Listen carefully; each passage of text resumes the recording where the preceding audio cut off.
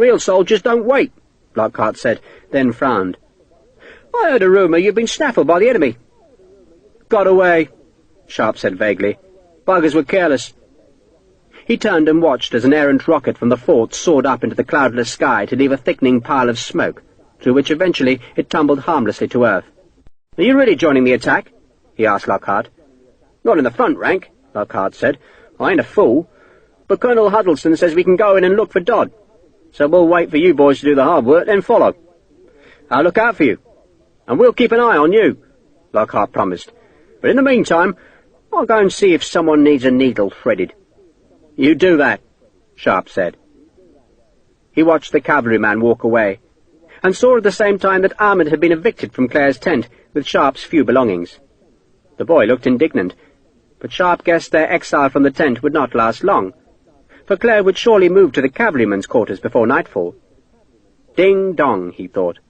Wedding bells. He took the pouch with its jewels from Ahmed.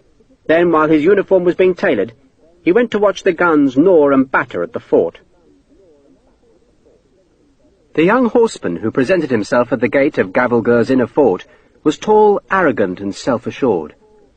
He was dressed in a white silk robe that was tied at the waist with a red leather belt, from which a golden-hilted tulba hung in a gem-encrusted scabbard.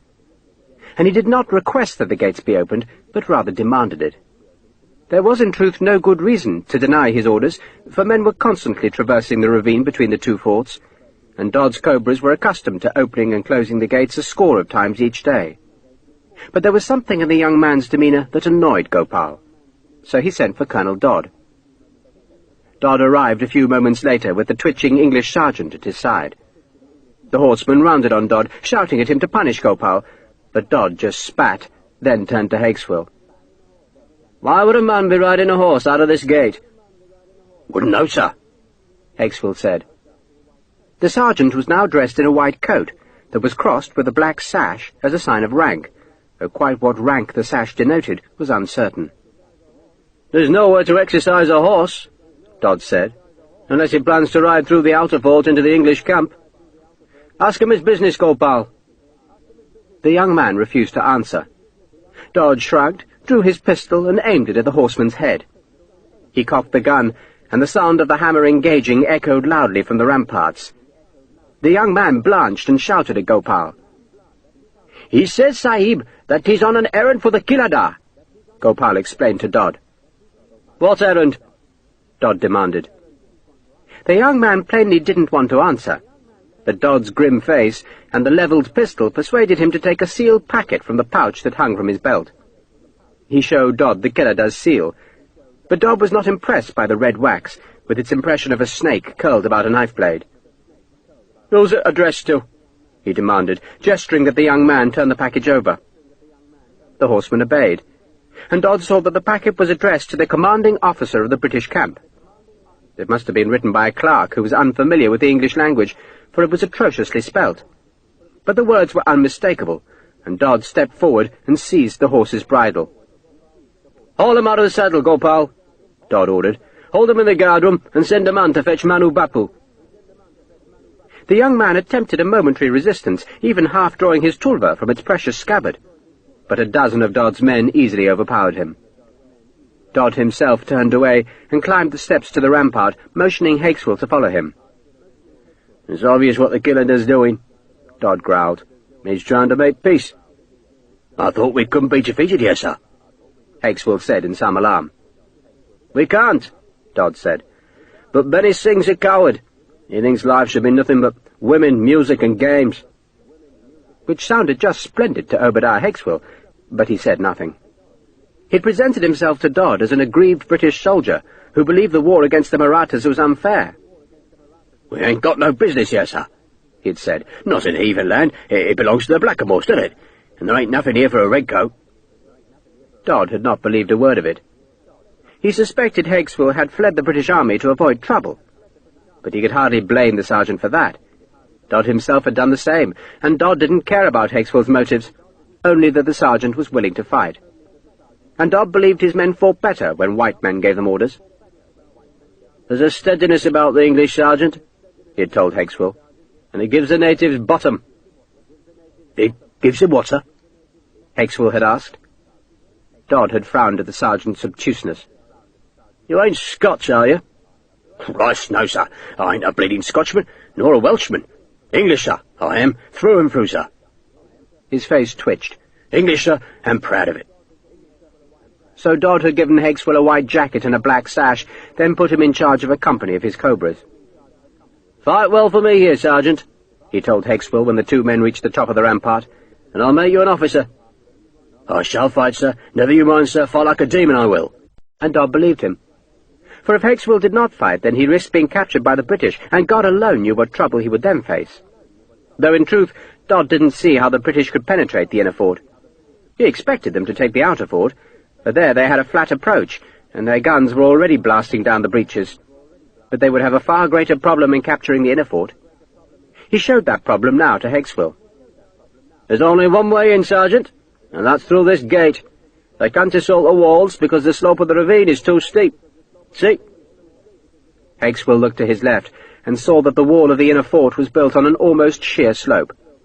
No man could climb that and hope to assail a wall, even a breached wall, which meant that Dodd was right, and the attackers would have to try and batter down the 4 gates that barred the entranceway, and those gates were defended by Dodd's cobras.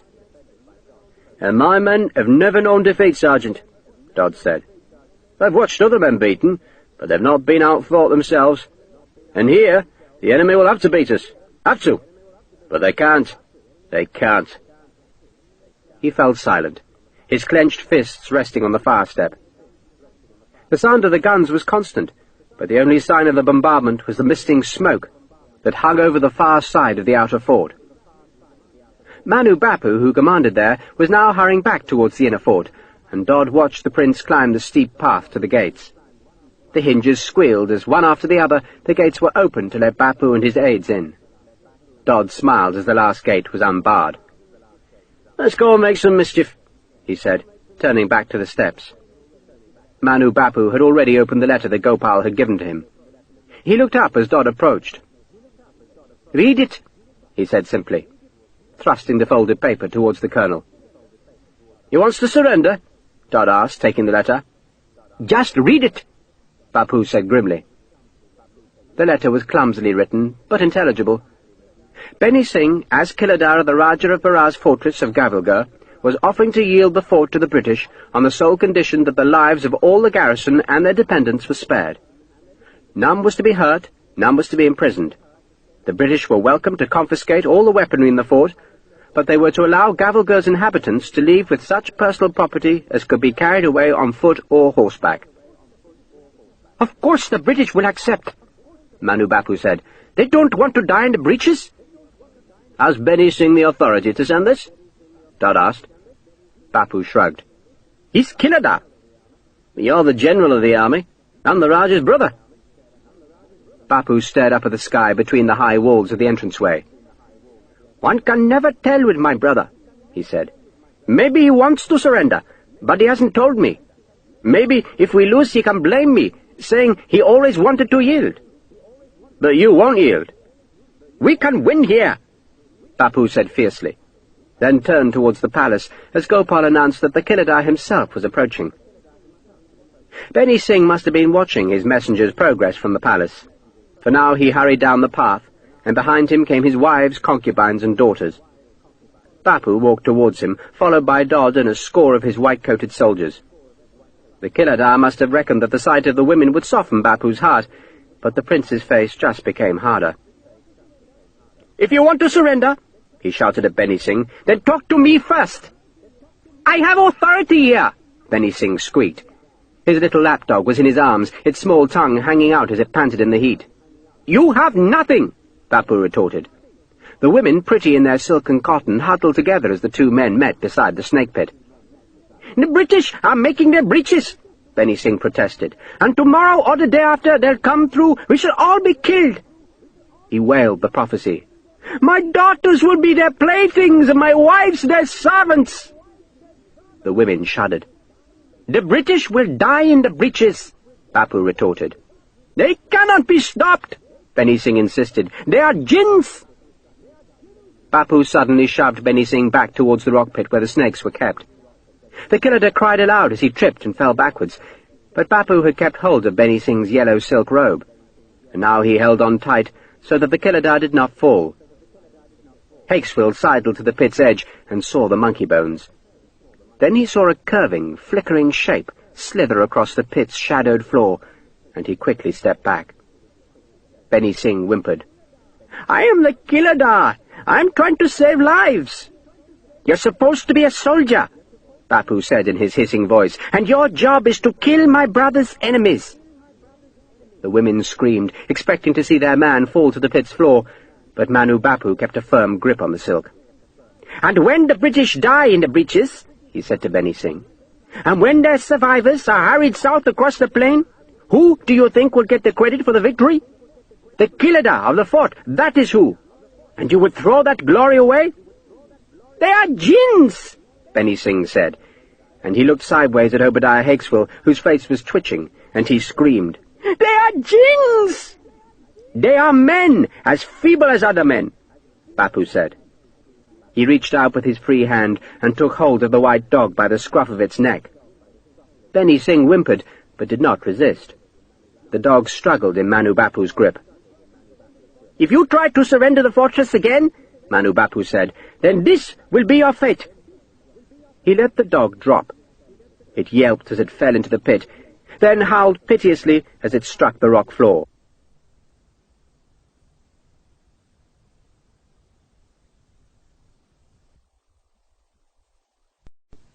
There was a hiss, a scrabble of paws, a last howl. Then silence. Benny Singh uttered a shriek of pity for his dog, before babbling that he would rather give his women poison to drink than risk that they should become prey to the terrible besiegers. Manu Bapu shook the hapless Killadar. "Do you understand me?" he demanded. "I understand," Benny Singh said desperately. Manu Bapu hauled the Killadar safely back from the pit's edge. "You will go to the palace, Benny Singh," he ordered, "and you will stay there, and you will send no more messages to the enemy." He pushed the Killadar away, then turned his back on him. "Colonel Dodd?" "Sahib?" "A dozen of your men will make certain that the Killadar sends no messages from the palace. If he does, you may kill the messenger." Dodd smiled. "Of course, Sahib." Bapu went back to the beleaguered outer fort, while the Killadar slunk back to the hilltop palace above its green-scummed lake. Dodd detailed a dozen men to guard the palace's entrance, then went back to the rampart to brood over the ravine. Hakeswill followed him there. "Why is the Killadar so scared, sir? Does he know something we don't?" "He's a coward, Sergeant." But Benny Singh's fear had infected Hakeswill, who imagined a vengeful Sharpe come back from the dead to pursue him through the nightmare of a fortress fallen. "The bastards can't get in, sir, can they?" he asked anxiously. Dodd recognized Hakeswill's fear, the same fear he felt himself, the fear of the ignominy and shame of being recaptured by the British, and then condemned by a merciless court. He smiled.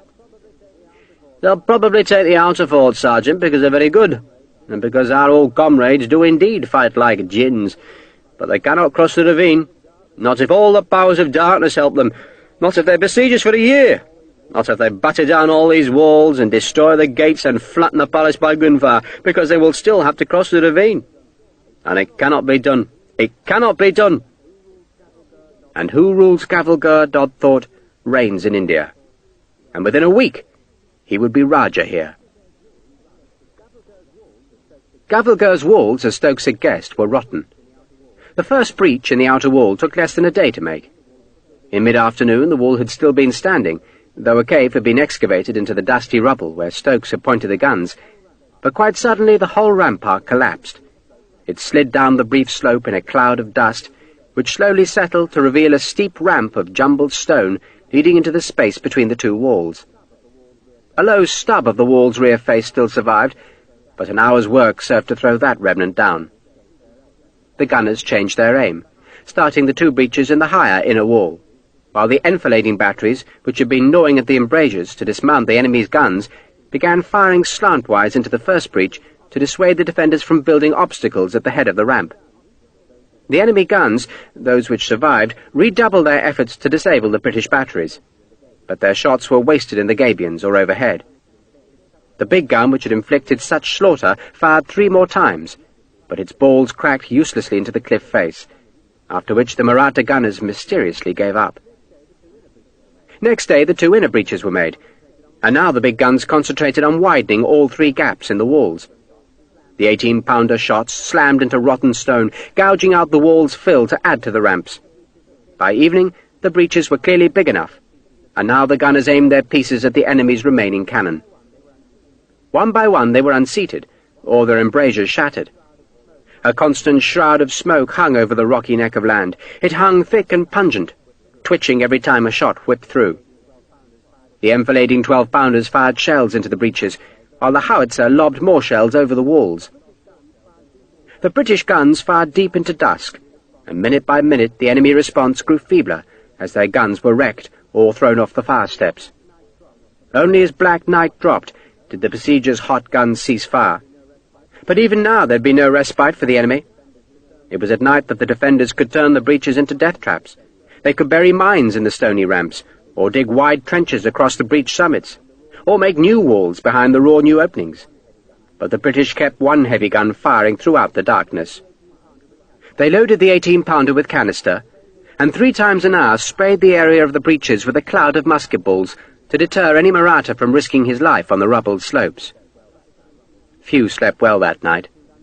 The cough of the gun seemed unnaturally loud, and even in the British camp men could hear the rattle as the musket balls whipped against Gavelgur's wounded walls. And in the morning the soldiers knew they would be asked to go to those walls and climb the tumbled ramps and fight their way through the shattered stones. And what would wait for them? At the very least, they suspected, the enemy would have mounted guns athwart the breaches to fire across the attack route. They expected blood and pain and death. "I've never been into a breach," Garrod told Sharpe. The 2 men met at Syud Sevaji's tents, and Sharpe had given his old friend a bottle of arrack. "Nor me," Sharpe said. "They say it's bad." "They do," Sharpe agreed bleakly. It was supposedly the worst ordeal that any soldier could face. Garrod drank from the stone bottle, wiped its lip, then handed it to Sharpe. He admired Sharpe's coat in the light of the small campfire. "Smart bit of cloth, Mr. Sharpe."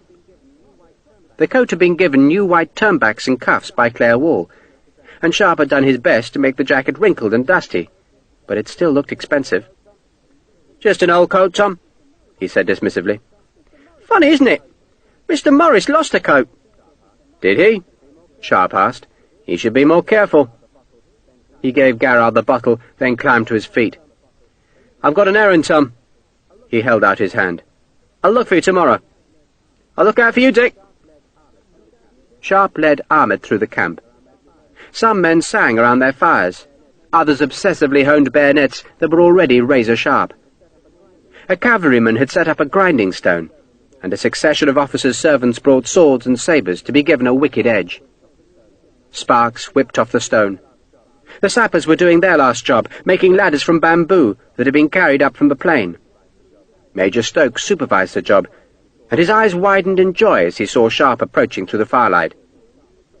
"Richard, is it you? Dear me, it is! Well, I never... And I thought you were locked up in the enemy's dungeons. You escaped?" Sharpe shook Stokes's hand. "I never got taken to Gavelgur. I was held by some horsemen," he lied. "But they didn't seem to know what to do with me, so the buggers just let me go." "I'm delighted." Sharpe turned and looked at the ladders. "I didn't think we were making an escalade tomorrow," Stokes said. "But you never know what obstacles have to be overcome inside a fortress. Sensible to carry ladders." He peered at Ahmed, who was now dressed in one of the sepoy's coats that had been given to Syud Sevaji. The boy wore the red jacket proudly, even though it was a poor, threadbare and blood-stained thing. "I say," Stokes admired the boy, "but you do look like a proper soldier, don't you just?" Ahmed stood to attention, shouldered his musket, and made a smart about-turn. Major Stokes applauded. "Well done, lad. I'm afraid you've missed all the excitement, Sharpe." "Excitement?" "Your Captain Torrance died. Shot himself by the look of things. Terrible way to go. I feel sorry for his father. He's a cleric, did you know? Poor man, poor man. Would you like some tea, Sharpe, or do you need to sleep?" "I'd like some tea, sir." "Well, go to my tent," Stokes said, leading the way. "I've still got your pack, by the way. You can take it with you." "I'd rather you kept it another day," Sharpe said. "I'll be busy tomorrow." "Busy?" Stokes asked. I'm going in with Kenny's troop, sir." "Dear God," Stokes said. He stopped and frowned. "I've no doubt we'll get through the breaches, Richard, for they're good breaches. A bit steep, perhaps, but we shall get through, but God only knows what waits beyond, and I fear that the inner ford may be a much bigger obstacle than any of us have anticipated." He shook his head. "I ain't sanguine, Sharpe. I truly ain't." Sharpe had no idea what sanguine meant, though he didn't doubt that Stokes's lack of it did not augur well for the attack. "I have to go into the fort, sir, I have to. But I wondered if you'd keep an eye on Ahmed here." He took hold of the boy's shoulder and pulled him forward. "The little bugger will insist on coming with me," Sharpe said. "But if you keep him out of trouble, then he might survive another day." "He can be my assistant," Stokes said happily. "But, Richard, can't I persuade you to the same employment? Are you ordered to accompany Kenny?" "I'm not ordered, sir, but I have to go. It's personal business." "It will be bloody in there," Stokes warned. He walked onto his tent and shouted for his servant. Sharpe pushed Ahmed towards Stokes's tent. "You stay here, Ahmed, you hear me? You stay here." "I come with you," Ahmed insisted. "You bloody well stay," Sharpe said. He twitched Ahmed's red coat. "You're a soldier now. That means you take orders, understand? You obey. And I'm ordering you to stay here." The boy scowled, but he seemed to accept the orders, and Stokes showed him a place where he could sleep. Afterwards the two men talked, or rather Sharpe listened, as Stokes enthused about some fine quartz he'd discovered in rocks broken open by the enemy's counter-battery fire. Eventually the Major began yawning. Sharpe finished his tea, said his good night, and then, making certain that Ahmed didn't see him go, he slipped away into the dark. He still could not sleep. He wished Claire hadn't gone to Eli Lockhart, although he was glad for the cavalryman that she had, but her absence made Sharpe feel lonely. He walked to the cliff's edge, and he stood staring across the great gulf towards the fortress. A few lights showed in Gavelgur, and every 20 minutes or so the rocky isthmus would be lit by the monstrous flame of the 18-pounder gun. The balls would rattle against stone, then there'd be silence, except for the distant sound of singing, the crackle of insects, and the soft sigh of the wind against the cliffs. Once, when the great gun fired, Sharpe distinctly saw the 3 ragged holes in the 2 walls. And why, he wondered, was he so intent on going into those death traps? Was it revenge? Just to find Hakeswill and Dodd? He could wait for the attackers to do their work, then stroll into the fort unopposed. But he knew he wouldn't choose that easy path. He would go with Kenny's men, and he would fight his way into Gavelgur for no other reason than pride. He was failing as an officer. The 74th had rejected him. The Rifles didn't yet know him. So Sharpe must take a reputation back to England if he was to stand any chance of success. So tomorrow he must fight. Or else he must sell his commission and leave the army. He had thought about that, but he wanted to stay in uniform. He enjoyed the army. He even suspected he was good at the army's business of fighting the king's enemies. So tomorrow he would do it again, and thus demonstrate that he deserved the red sash and the sword.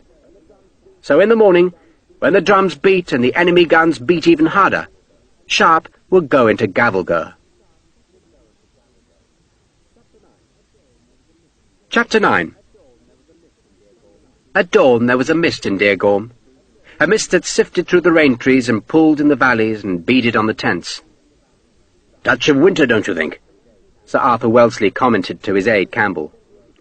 "The thermometer's showing 78 degrees, sir," the young Scotsman answered dryly. "Only a touch of winter, Campbell, only a touch," the general said. He was standing outside his tent, a cup and saucer in one hand, staring up through the wisps of mist to where the rising sun threw a brilliant light on Gavelgur's soaring cliffs. A servant stood behind with Wellesley's coat, hat, and sword. A second servant held his horse, while a third waited to take the cup and saucer. "How's harness?" the general asked Campbell. "I believe he now sleeps most of the time, sir." Colonel Harness had been relieved of the command of his brigade. He'd been found ranting in the camp, demanding that his Highlanders form fours and follow him southwards to fight against dragons, papists, and Whigs. "Sleeps?" the general asked. "What are the doctors doing? Pouring rum down his gullet?" "I believe it's tincture of opium, sir, but most likely flavoured with rum." "Poor Harness," Wellesley grunted, then sipped his tea. From high above him there came the sound of a pair of 12-pounder guns that had been hauled to the summit of the conical hill that reared just south of the fortress. Wellesley knew those guns were doing no good. but he had stubbornly insisted that they fire at the fortress gate that looked out across the vast plain. The gunners had warned the general that the weapons would be ineffective, that they would be firing too far and too high above them. But Wellesley had wanted the fortress to know that an assault might come from the south as well as across the rocky isthmus to the north. And so he'd ordered the sappers to drag the two weapons up through the entangling jungle and to make a battery on the hilltop. The guns, firing at their maximum elevation, were just able to throw their missiles to Gavelgur's southern entrance, and by the time the round shot reached the gate, it was spent of all force and simply bounced back down the steep slope.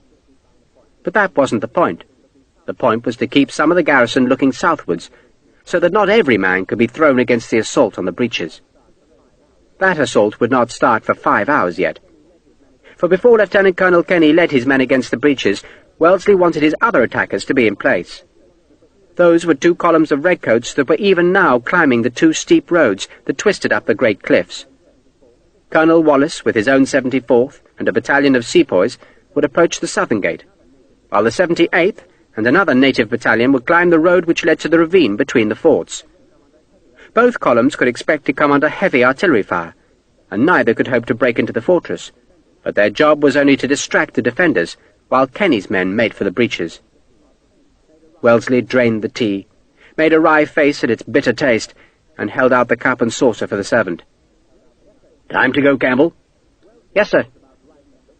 Wellesley had thought about riding to the plateau and entering the fortress behind Kenny, but he guessed his presence would merely distract men who had enough problems to face without worrying about their commander's approval. Instead, he'd ride the steep southern road and join Wallace in the 74th. All those men could hope for was that the other attackers got inside the inner fort and opened the southern gate, or else they'd have to march ignominiously back down the hill to their encampment. It was all or nothing, Wellesley thought. Victory or disgrace. He mounted, waited for his aides to assemble, then touched his horse's flank with his spurs. God help us now, he prayed. God help us now. Lieutenant Colonel Kenny examined the breaches through a telescope that he'd propped on a rock close to one of the breaching batteries. The guns were firing, but he ignored the vast noise as he gazed at the stone ramps which his men must climb. "They're steep, man," he grumbled. "Damn steep." "The walls are built on a slope," Major Stokes pointed out, "so the breaches are steep of necessity." "Damned hard to climb, though," Kenny said. "They're practical," Stokes declared. He knew the breaches were steep, and that was why the guns were still firing. There was no hope of making the breaches less steep. The slope of the hill saw to that, but at least the continued bombardment gave the attacking infantry the impression that the gunners were attempting to alleviate the difficulties. "You've made holes in the walls," Kenny said. "I'll grant you that, you've made holes, but that don't make them practical holes, Stokes. They're damned steep."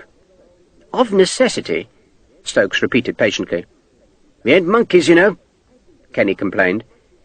"I think you'll find them practical, sir," Stokes said emolliently. He knew, and Kenny knew, that the breaches could not be improved, and must therefore be attempted. Kenny's grumbling, Stokes suspected, was a disguise for nerves, and Stokes couldn't blame the man.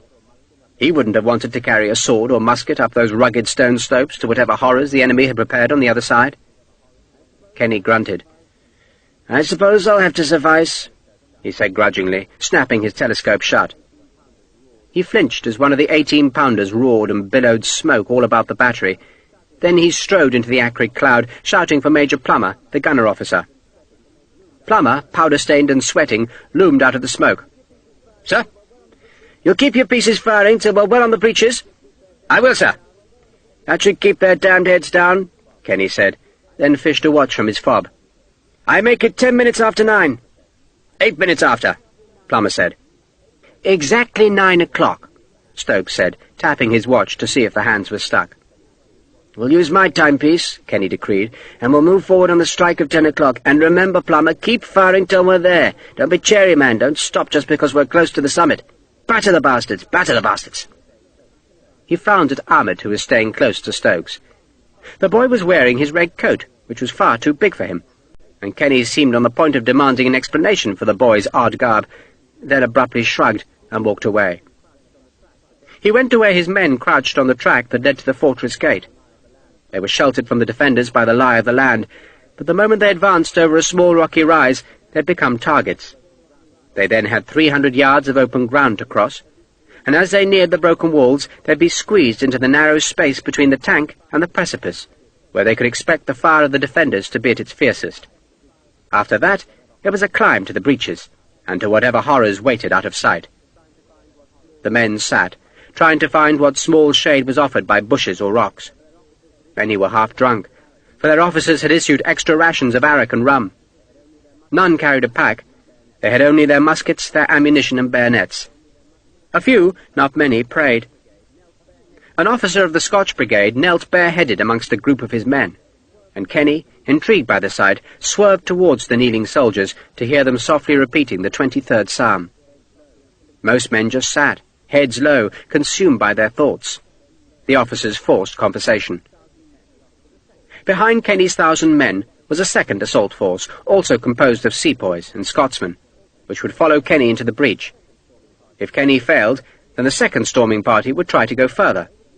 But if Kenny succeeded, they would secure the outer fort, while Kenny's troops went on to assault the inner.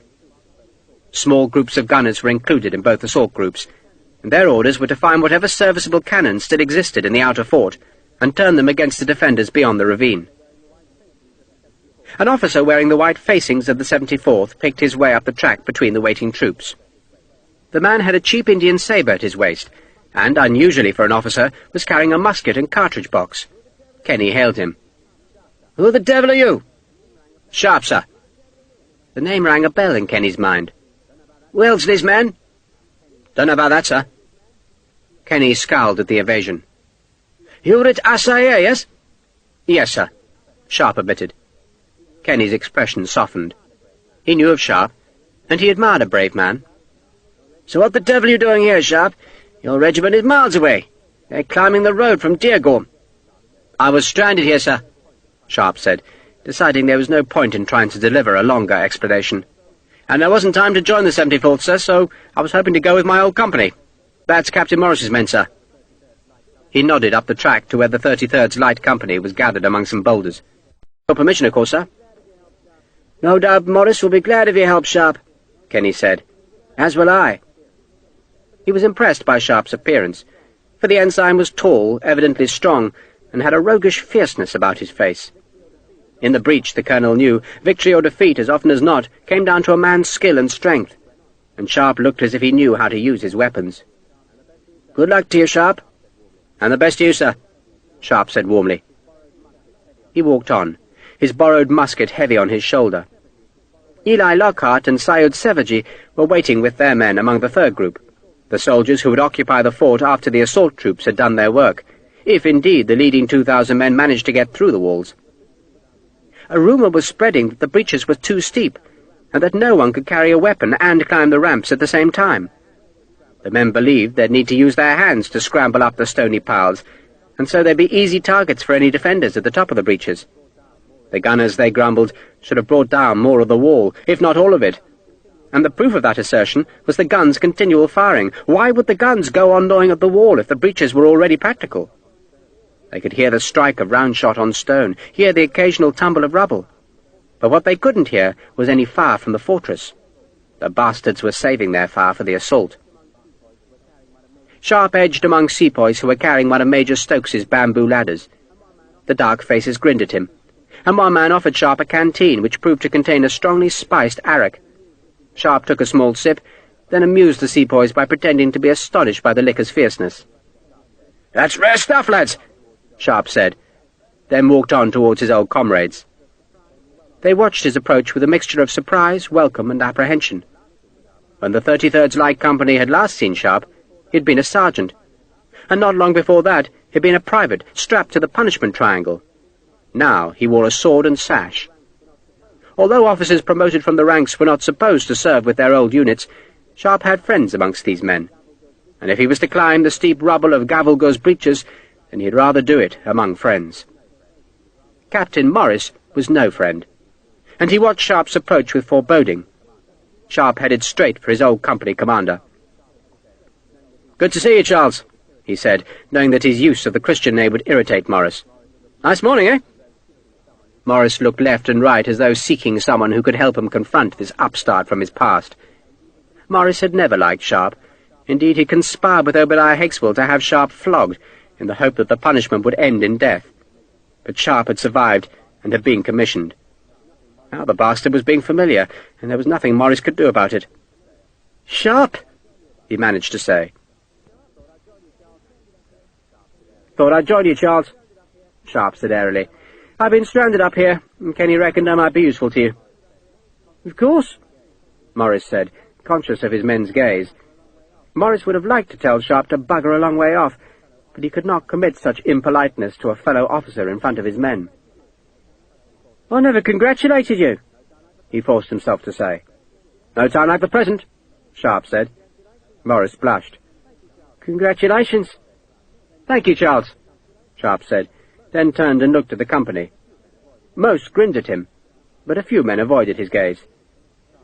"No Sergeant Hexwell?" Sharpe asked guilelessly. "He was captured by the enemy," Morris said.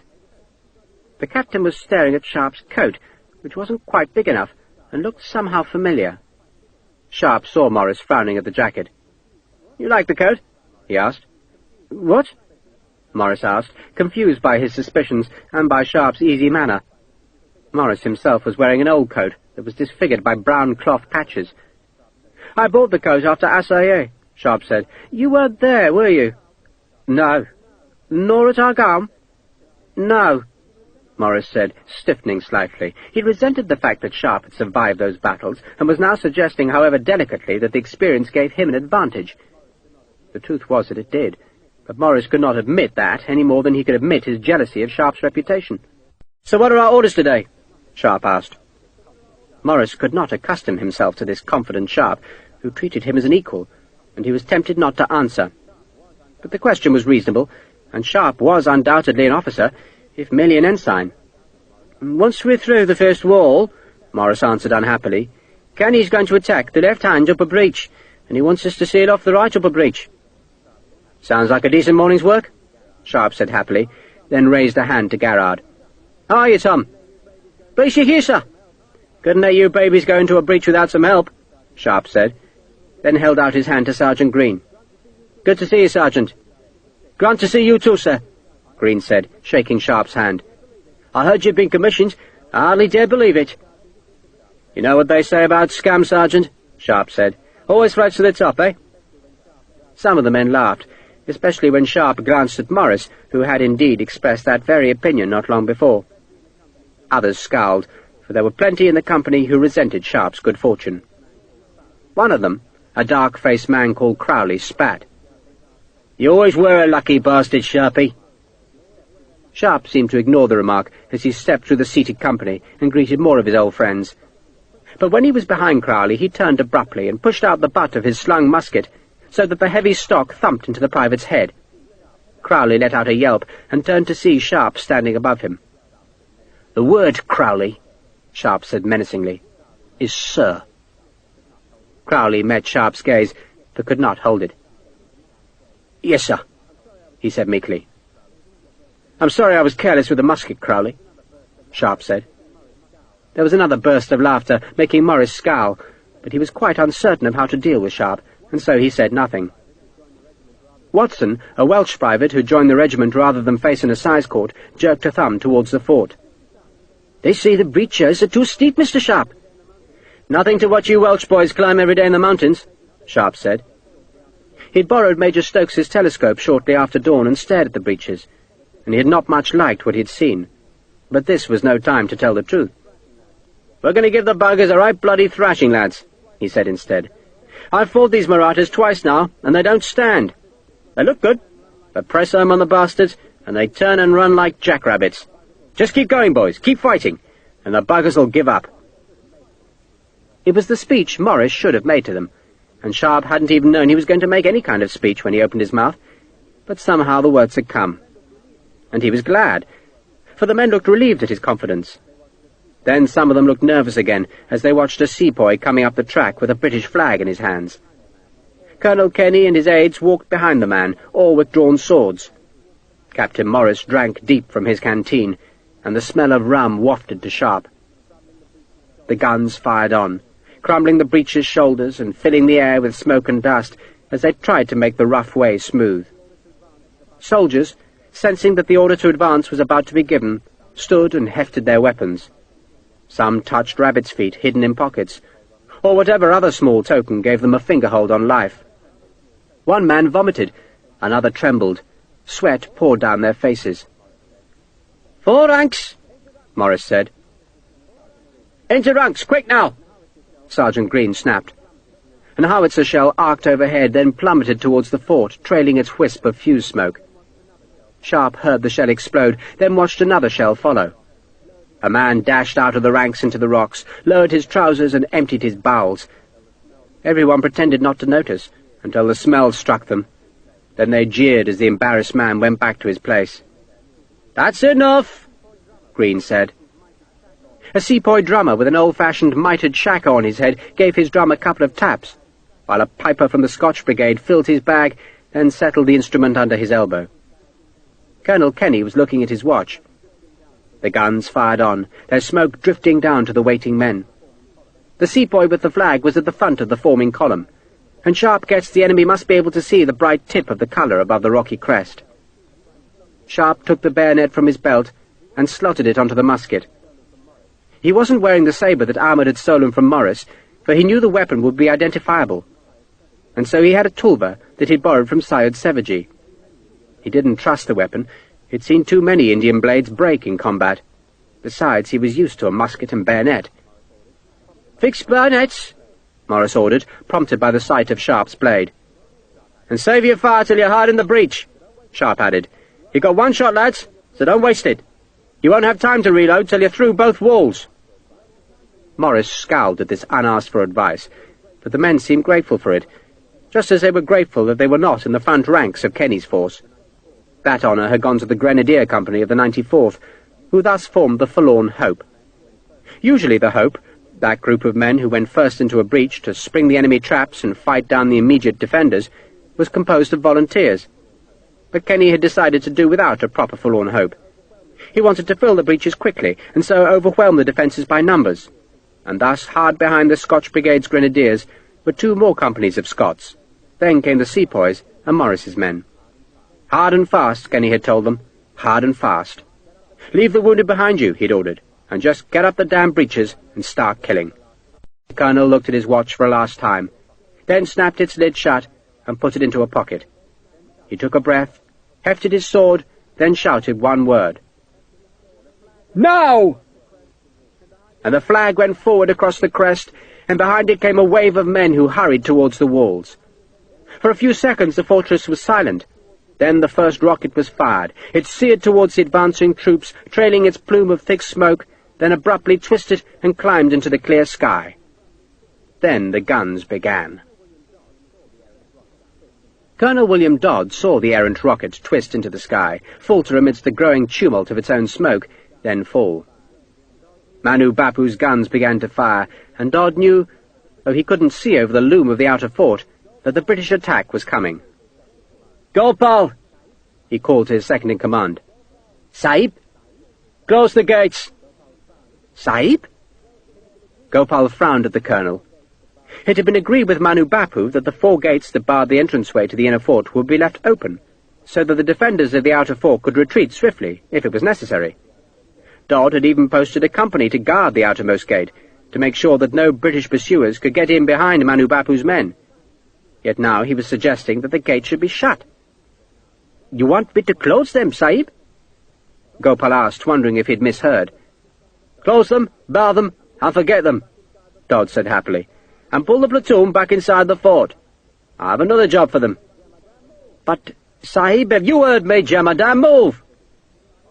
Gopal ran to do Dodd's bidding, while the colonel himself walked along the fire step that edged the entranceway to make certain that his orders were being obeyed. He watched, satisfied, as the troops guarding the outer gate were brought back into the fortress, and then, as one by one, the 4 vast gates were pushed shut. The great locking bars, each as thick as a man's thigh, were dropped into their metal brackets. The outer fort was now isolated. If Manu Bapu repelled the British, then it would be a simple matter to open the gates again. But if he lost, and if he fled, then he would find himself trapped between Dodd's cobras and the advancing British. Dodd walked to the centre of the fire step and there climbed onto an embrasure, so that he could talk to as many of his men as possible. "You will see that I've shut the gates," he shouted, "and they will stay shut. They will not be opened, except by my express permission. Not if all the Maharajas of India stand out there and demand entrance. The gates stay shut. Do you understand?" The white-coated soldiers, or at least those few who spoke some English, nodded, while the rest had Dodd's orders translated. None showed much interest in the decision. They trusted their colonel, and if he wanted the gates kept closed, then so be it. Dodd watched the smoke thicken on the far side of the outer fort. A grim struggle was being waged there, but it was nothing to do with him. He would only begin to fight when the British attacked across the ravine. But their attacks would achieve nothing. The only way into the inner fort was through the gates, and that was impossible. The British might batter down the first gate with cannon fire, but once through the arch they would discover that the entranceway turned sharply to the left, so their gun could not fire through the passage to batter down the 3 other doors. They'd have to fight their way up the narrow passage, try to destroy the successive gates with axes, and all the while his men would be pouring slaughter on them from the flanking walls. "Sahib!" Gopal called, and Dodd turned to see that the Jemadar was pointing up the path that led to the palace. Benny Singh had appeared on the path, flanked by a servant carrying a parasol to protect the Killadar from the hot sun. "Send him up here, Jemadar!" Dodd shouted back. Dodd felt a quiet exultation at the neatness of his tactics. Manu Bapu was already cut off from safety, and only Benny Singh was now left as a rival to Dodd's supremacy. Dodd was tempted to cut the Killadar down here and now, but the murder would have been witnessed by members of the garrison who were still loyal to Benny Singh, and so instead Dodd greeted the Killadar with a respectful bow. "What's happening?" Benny Singh demanded. He was breathing hard from the effort of climbing to the fire step. Then he cried out in dismay, because the guns on the southern wall of the outer fort, those guns that overlooked the ravine, had suddenly opened fire to pump gouts of grey-white smoke. "I fear, Sahib," Dodd said, "that the enemy are overwhelming the fort." "They're doing what?" The Killadar, who was dressed for battle in a clean white robe girdled by a red cummerbund and hung with a jewelled scabbard, looked horrified. He watched the smoke spread across the ravine. He was puzzled because it wasn't at all clear what the nearer guns were firing at. "But the enemy can't get in here." "There are other British soldiers approaching, Sahib," Dodd said, and he pointed to the smoke cloud above the ravine. The guns on the near side of the outer fort, most of them small 3- and 5-pounder cannon, were aiming their pieces westwards, which meant that British troops must be approaching up the steep road which led from the plain. Those troops were still out of Dodd's sight, but the gunnery from the outer fort was eloquent proof of their presence. "There must be redcoats coming towards the ravine," Dodd explained. "We never foresaw that the British might assault in more than one place." Dodd told the lie smoothly. "I've no doubt they have men coming up the southern road, too." "They do," the Killadar confirmed. Dodd shuddered, as though the news overwhelmed him with despair. "We shall do our best," he promised, "but I cannot defend everything at once. I fear the British will gain the victory this day." He bowed to the Killadar again. "I'm so very sorry, Sahib, but you can gain an immortal reputation by joining the fight. We might lose today's battle, but in years to come men will sing songs about the defiance of Benny Singh. And how better for a soldier to die, Sahib, than with a sword in his hand and his enemies dead about his feet." Benny Singh blanched at the thought. "My daughters!" he croaked. "Alas," Dodd said gravely, "they will become soldiers' toys. But you shouldn't worry, Sahib. In my experience, the prettiest girls usually find a soldier to defend them. He's usually a big man, crude and forceful, but he stops the other men from raping his woman. Except his friends, of course, who will be allowed some liberties. I'm sure your wives and daughters will find men eager to protect them." Benny Singh fled from Dodd's reassurances. Dodd smiled as the Killadar ran, then turned and walked towards Hakesville, who was posted in the bastion above the innermost gate. The sergeant had been issued with a sword to accompany his black sash. He slammed to attention as Dodd approached him. "Stand easy, Mr. Hakesville," Dodd said. Hakesville relaxed slightly. He liked being called Mister. It somehow seemed appropriate. If that little bastard Sharpe could be a mister and wear a sword, and so could he. "I shall have a job for you in a few minutes, Mr. Hakesville," Dodd said. "I shall be honoured, sir," Hakesville replied. Dodd watched the Killadar hurry up the path towards the palace. "Our honoured commander," he said sarcastically, "is taking some bad news to the palace. We must give the news time to take root there." "Bad news, sir?" "He thinks we're going to lose," Dodd explained. "As do I, Mr. Hickswell, as do I, fervently." Dodd turned to watch the gunners in the outer fort, and he saw how puny their small cannon were, and he reckoned that such fire wouldn't hold up the redcoats for long. The British would be in the ravine in half an hour, maybe less. "In 10 minutes, Mr. Hickswell, you will lead your company to the palace, and you will order the Arab guards to come and defend the walls." Hickswell's face twitched. "Don't speak their heathen language, sir, begging your pardon, sir." "You don't need their language. You've got a musket. Use it. And if anyone questions your authority, Mr. Hickswell, you have my permission to shoot them." "Shoot them, sir?" "Yes, sir. With pleasure, sir." "Anyone at all, Mr. Hickswell?" Hickswell's face twitched again. "That fat little bugger, sir. Him what was just here with a curly moustache." "The Killadar? If he questions you—" "I'll shoot the bugger, sir." "Exactly." Dodd smiled. He had seen into Hickswell's soul and discovered it was black as filth, and perfect for his purposes. "Do it for me, Mr. Hickswell, and I shall gazette you as a captain in the Cobras. Your havildar speaks some English, doesn't he?" "A kind of English, sir," Hickswell said. "Make sure he understands you. The palace guards are to be dispatched to the walls." "They will, sir, or else they'll be dead uns." "Very good," Dodd said. "But wait 10 minutes." "I shall, sir. Have a good day to you, sir." Hickswell saluted, about turned and marched down the ramparts. Dodd turned back to the outer fort. Rockets seared out of the smoke cloud, above which Manu Bapu's flag still hung. Faintly, very faintly, Dodd could hear men shouting, but the sound was being drowned by the roar of the guns, which unsettled the silver-grey monkeys in the ravine. The beasts turned puzzled black faces up towards the men on the inner fort's walls, as though they could find an answer to the noise and stink that was consuming the day. A day which, to Dodd's way of thinking, was going perfectly. The 33rd Light Company had been waiting a little to the side of the track, and Captain Morris deliberately stayed there, allowing almost all of Kenny's assault troops to go past before he led his men out of the rocks. He thus ensured that he was at the rear of the assault, a place which offered the greatest measure of safety. Once Morris moved his men onto the fort's approach road, he deliberately fell in behind a sepoy ladder party, so that his progress was impeded. He walked at the head of his men, but turned repeatedly. "Keep in file, Sergeant!" He snapped at Green more than once. Sharpe walked alongside the company, curbing his long stride to the slow pace set by Morris. It took a moment to reach the small crest in the road, but then they were in sight of the fortress, and Sharpe could only stare in awe at the weight of fire that seemed to pour from the battered walls. The Mahrattas' bigger guns had been unseated, but they possessed a myriad of smaller cannon, some little larger than blunderbusses, and those weapons now roared and coughed and spat their flames towards the advancing troops, so that the black walls were half obscured behind the patchwork of smoke that vented from every embrasure. Rockets added to the confusion. Some hissed up into the sky, but others seared into the advancing men to slice fiery passages through the ranks. The leading company had not yet reached the outer breach, but was hurrying into the narrow space between the precipice to the east and the tank to the west. They jostled as their files were compressed, and then the gunfire seemed to concentrate on those men, and Sharpe had an impression of blood misting the air as the round shot slammed home at a range of a mere 100 paces. There were big, round bastions on either flank of the breach, and their summits were edged with perpetual flame as the defenders took turns to blast muskets down into the mass of attackers.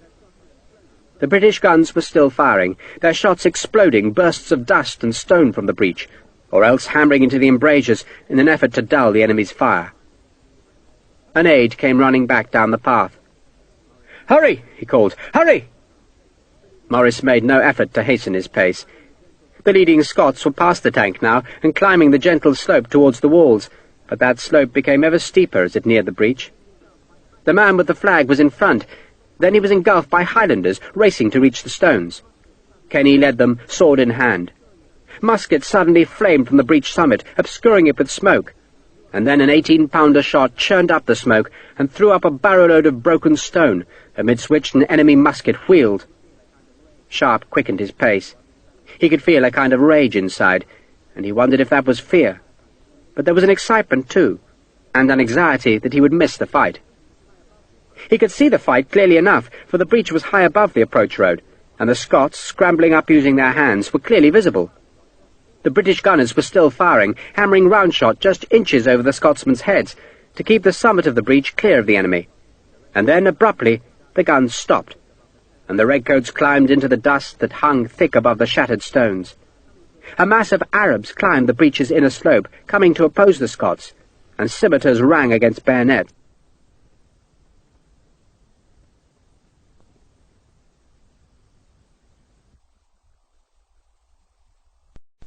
The redcoats of the attackers were turned pink by the stone dust. Colonel Kenny was in the front rank, straddling a chunk of masonry as he parried a scimitar. He lunged, piercing an enemy's throat, then stepped forward, downwards, knowing he was across the summit and oblivious of the muskets that flamed above him from the upper wall. The British gunners, their weapons relayed, started to fire at the upper wall, driving the defenders away from the far step. The Scots rammed their bayonets forward, kicked the dead off the blades, stepped over the corpses, and followed Kenny down to the space inside the walls. "This way!" Kenny shouted. "This way!" He led the rush of men to the left, to where the inner breach waited, its slope twitching as the round shot slammed home. Some Arabs, fleeing the Scotsmen's snarling rage, died as they tried to climb the inner breach and were struck by the cannonballs. Blood spattered across the inner wall, smeared the ramp, then was whitened by the dust. Kenny glanced behind to make sure that the column was close behind him. "Keep them coming!" he shouted to an aide who stood on the summit of the first breach. "Keep them coming!"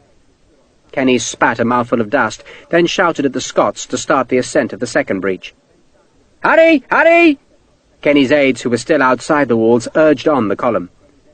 The rearmost ranks of the colonel's assault party were stringing out, and the second storming group was not far behind. "Close up!" the aides urged the laggards. "Close up!" Morris reluctantly quickened. The sepoys carrying the ladders were running down the slight slope which led to the narrow space beside the tank where the enemy's guns were aimed. All along Gavelgur's walls the smoke jetted, the flames spat, and the rockets blasted out in gouts of smoke and streams of sparks. Even arrows were being fired. One clattered on a rock near Sharpe, then spun into the grass. The Scots were climbing the inner breach now, and a stream of men was vanishing over the rocky summit of the outer breach. No mines had awaited the attackers, and no cannon had been placed athwart the breach to blast them as they flooded through the wall. Sepoys scrambled up the stones. "Hurry!" the aide shouted. "Hurry!" Sharpe ran down the slope towards the tank. His canteen and haversack thumped on his waist, and sweat poured down his face. "Slow down!" Morris shouted at him, but Sharpe ignored the call. The company was breaking apart as the more eager of the men hurried to catch up with Sharpe, and the others dallied with Morris. "Slow down, damn you!" Morris called to Sharpe again. "Keep going!" Kenny's aide shouted. Two of them had been posted beside the tank, and they gestured the men on. The round shot of the breaching batteries hammered above their heads, making a noise like great barrels rolling across floorboards, then cracked into the smoke-rimmed upper wall. A green and red flag waved there. Sharpe saw an Arab aim a musket, then smoke obscured the sight. A small cannonball struck a sepoy, throwing him back and smearing the stony road with blood and guts. Sharpe leapt the sprawling body, and saw he had reached the reservoir. The water was low and scummed green. Two Scots and a sepoy lay on the sun-baked mud, their blood seeping into the cracks that crazed the bank. A musket ball hammered into the mud, then a small round shot lashed into the rear of Morris's company and bowled over two men. "Leave them!" an aide shouted. "Just leave them!" A rocket smashed close by Sharpe's head, enveloping him in smoke and sparks. A wounded man crawled back beside the road, trailing a shattered leg. Another, blood oozing from his belly, collapsed on the mud and lapped at the filthy water. Sharpe half choked on the thick smoke as he stumbled up the rising ground. Big black round shot lay here, left from the cannonade that had made the first breach. Two redcoat bodies had been heaved aside, three others twitched and called for help, but Kenny had posted another aide here to keep the troops moving. Dust spurted where musket balls lashed into the ground. Then Sharpe was on the breach itself, half lost his balance as he climbed the ramp, and then was pushed from behind. Men jostled up the stones, clambered up, hauled themselves up with one hand, while the other gripped their musket.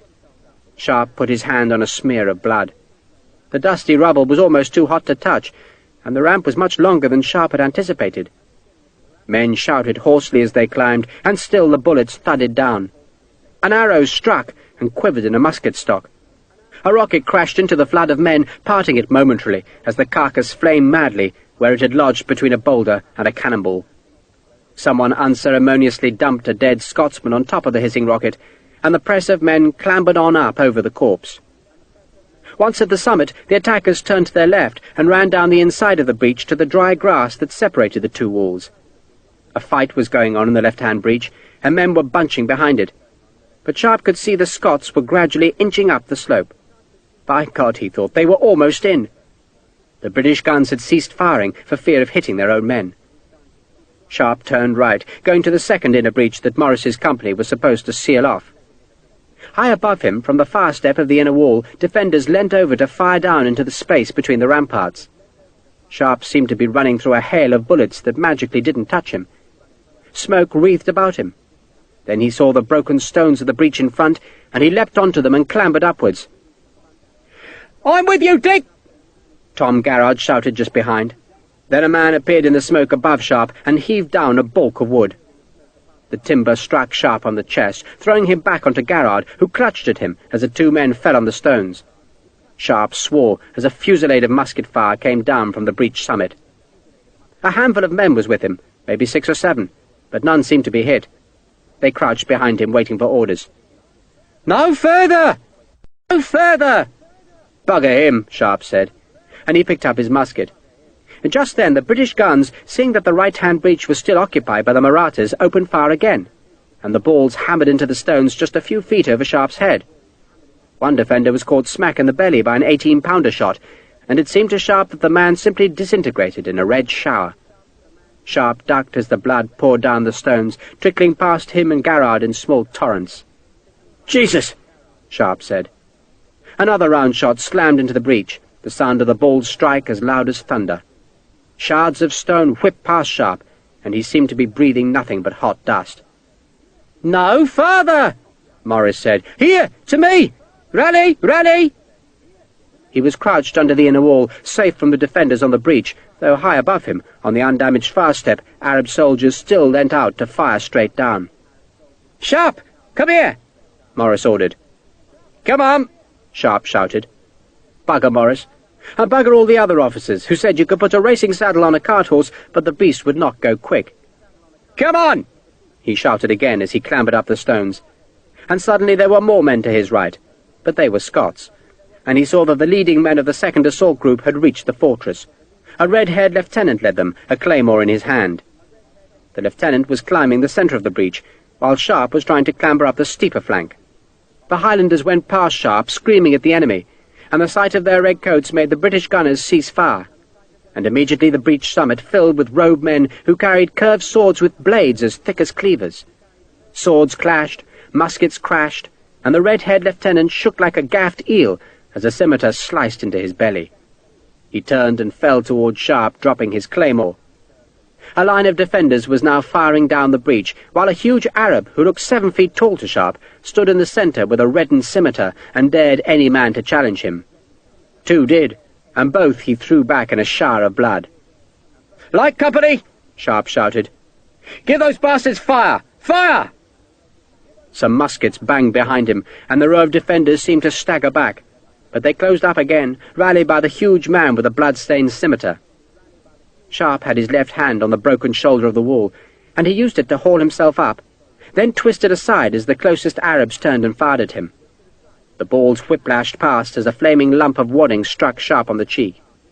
He let go of the wall and fell backwards as a grinning man tried to stab him with a bayonet.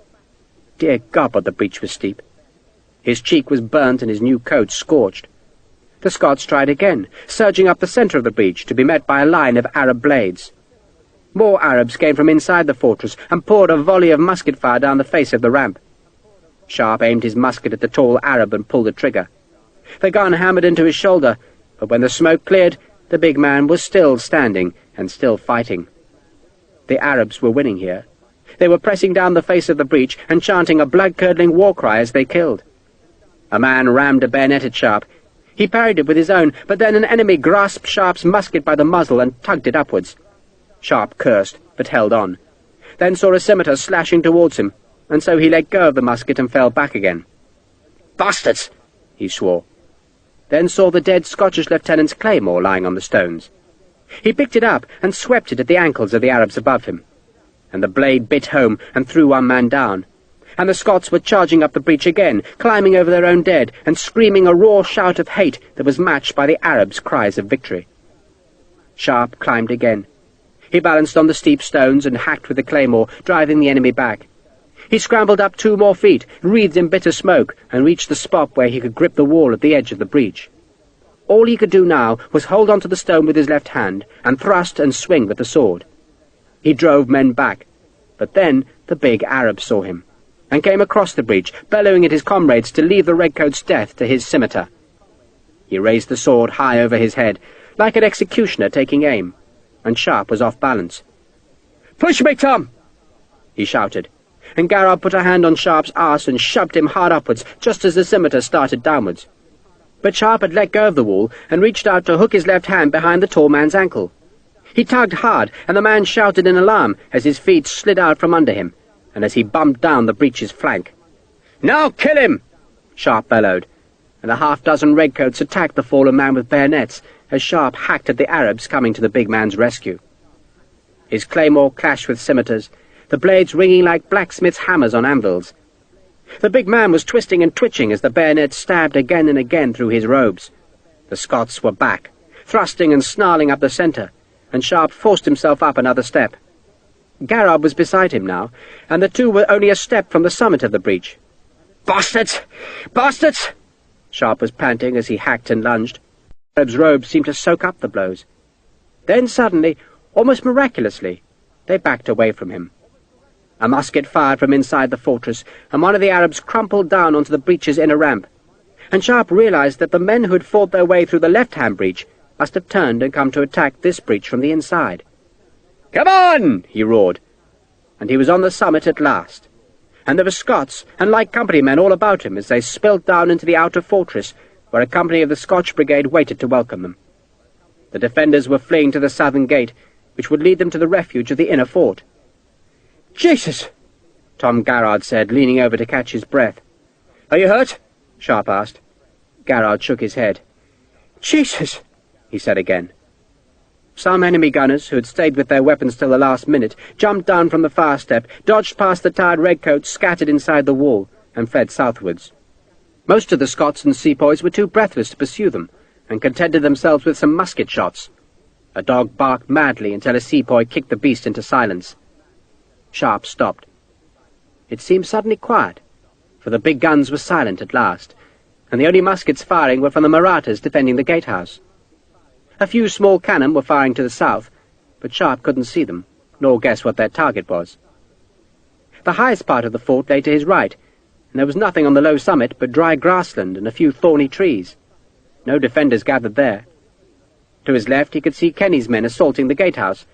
They were storming the steps to the parapet, where a handful of Arabs were making a stand, though they stood no chance.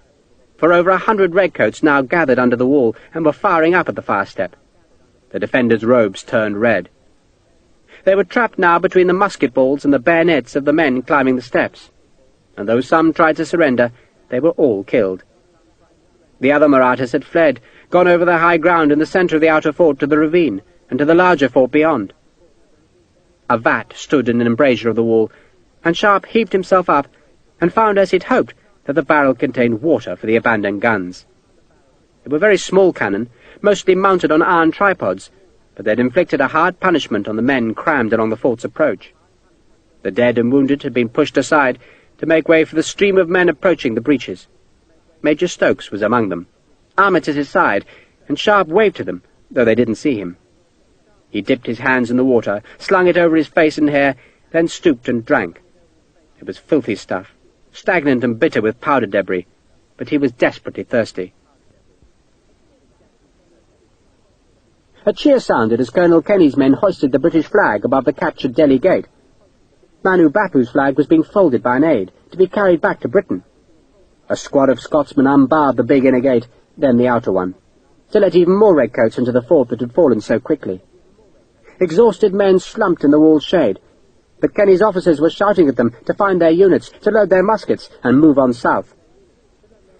"I think our orders are to guard the breach," Morris suggested, as Sharpe jumped down from the far step. "We go on," Sharpe said savagely.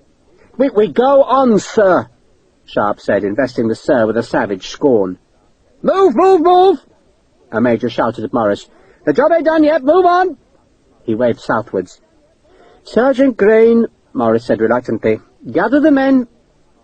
Sharpe walked up the hill, going to the high spot in the fort, and once there he stared southwards. Beneath him the ground fell away, gently at first, then steeply until it disappeared in a rocky ravine that was deep in shadow. But the far slope was sunlit, and that slope was a precipitous climb to an unbreached wall, and at the wall's eastern end was a massive gatehouse, far bigger than the one that had just been captured, and that far gatehouse was thick with soldiers. Some had white coats, and Sharpe knew those men. He'd fought them before. "Bloody hell," he said softly. "What is it?" Sharpe turned and saw Garrard had followed him. "Looks bloody nasty to me, Tom." Garrard stared at the inner fort. From here he could see the palace, the gardens, and the defences. And suddenly those defences were blotted out by smoke as the guns across the ravine opened fire on the redcoats who now spread across the outer fort. The round shot screamed past Sharpe and Garrard. "Bloody hell," Sharpe said again. He'd just fought his way through a breach to help capture a fort, only to find that the day's real work had scarcely begun. Manu Bapu had hoped to defend the breaches by concentrating his best fighters, the Lions of Allah, at their summits, but that hope had been defeated by the British guns that had continued to fire at the breaches until the redcoats were almost at the top of the ramps. No defender could stand in the breach and hope to live, not until the guns ceased fire, and by then the leading attackers were almost at the summit, and so the Lions of Allah had been denied the advantage of higher ground. The attackers and defenders had clashed amidst the dust and smoke at the top of the breach, and there the greater height and strength of the Scotsmen had prevailed. Manu Bapu had raged at his men. He'd fought in their front rank and taken a wound in his shoulder, but his Arabs had retreated. They'd gone back to the upper breaches, and there the redcoats, helped by their remorseless cannon, had prevailed again, and Bapu knew the outer fort was lost. In itself that was no great loss. Nothing precious was stored in the outer fort. It was merely an elaborate defence to slow an attacker as he approached the ravine. But Bapu was galled by the swiftness of the British victory. For a while he swore at the redcoats and tried to rally his men to defend the gatehouse, but the British were now swarming over the breaches. The gunners on the walls were abandoning their weapons, and Bapu knew it was time to pull back into the stronghold of the inner fort. "Go back!" he shouted. "Go back!" His white tunic was soaked in his own blood, but the wound was to his left shoulder, and he could still wield the gold-hilted tulba that had been a gift from his brother. "Go back!" The defenders retreated swiftly, and the attackers seemed too spent to pursue. Bapu waited until the last, and then he walked backwards, facing the enemy and daring them to come and kill him. But they simply watched him go. In a moment he knew they would reorganize themselves and advance to the ravine. But by then he and his troops would be safely locked within the great fortress. The last sight Bapu had of the Delhi gate was of an enemy flag being hauled to the top of the pole that had held his own flag. Then he dropped down the steep slope and was hustled through the south gate by his bodyguard. The path now ran obliquely down the steep side of the ravine before turning a hairpin bend to climb to the inner fort. The first of his men were already scrambling up that further path. The gunners on the southern wall, who'd been trying to stop the redcoats approaching on the road from the plain, now abandoned their small cannon and joined the retreat. Bapu could only follow them with tears in his eyes. It didn't matter that the battle was not lost, that the inner fort still stood and was likely to stand through all eternity. He had been humiliated by the swiftness of the defeat. "Hari Sahib," one of his aides said. "The British aren't following," Bapu said tiredly. "Not yet." "Those British," the aide said, and pointed west to where the road from the plain climbed to the ravine. And there at the bend where the road disappeared about the flank of the steep slope was a company of redcoats. They wore kilts, and Bapu remembered them from Argaum. If those men hurried, they might cut off Bapu's retreat, and so he quickened his pace. It wasn't till he reached the bottom of the ravine that he realized something was wrong. The leading groups of his men had reached the inner fort, but instead of streaming into the gate, they were milling about on the slope beneath. "What's happening?" he asked. "The gates are shut, Sahib," his aide said in wonderment. "They'll open any minute," Bapu said, and turned as a musket bullet whistled down from the slope behind him. The British who captured the outer fort had at last advanced to the edge of the ravine. Beneath them they saw the mass of retreating enemy, so they began to fire down. "Hurry!" Bapu shouted, and his men pushed on up the hill, but still the gates did not open. The British fire became heavier. Redcoats were lining the hilltop now and pouring musket fire into the ravine. Bullets ricocheted from the stone sides and flicked down into the press of men. Panic began to infect them, and Bapu shouted at them to be calm and return the fire, while he pushed through the throng to discover why the inner fort's gates were closed. "Dodd!" he shouted as he came close. "Dodd!" Colonel Dodd's face appeared above the rampart. He looked quite calm, though he said nothing. "Open the gate!" Bapu shouted angrily. Dodd's response was to raise the rifle to his shoulder. Bapu stared up into the muzzle. He knew he should run or twist away, but the horror of fate kept him rooted to the path. "Dodd?" he said in puzzlement, and then the rifle was blotted out by the smoke of its discharge. The bullet struck Bapu on the breastbone, shattering it and driving scraps of bone deep into his heart. The prince took 2 shuddering breaths, and then was dead. His men gave a great wail as the news of their prince's death spread, and then, unable to endure the plunging fire from the outer fort, and denied entrance to the inner, they fled west towards the road which dropped to the plain. But the road was blocked. The Highlanders of the 78th were nearing its summit, and they now saw a great panicked mass surging towards them. The Scotsmen had endured the artillery fire of the outer fort during their long climb, but now those guns had been abandoned. To their right the cliffs soared up to the inner fort, while to their left was a precipice above a dizzying gorge. There was only room for 12 men to stand abreast on the road, but Colonel Chalmers, who led the 78th, knew that was space enough. He formed his leading half-company into 3 ranks, with the front row kneeling. "You'll fire by ranks," he said quietly. The panicked defenders ran towards the kilted Highlanders, who waited until every shot could kill. "Front rank, fire!" Chalmers said. The muskets started, and one by one the 3 ranks fired, and the steady fusillade tore into the approaching fugitives. Some tried to turn and retreat, but the press behind was too great, and still the relentless fire ripped into them, while behind them redcoats came down from the outer fort to attack their rear. The first men jumped off the cliff, and their terrible screams faded as they plunged down to the rocks far beneath. The road was thick with bodies and running with blood. "Advance 20 paces!"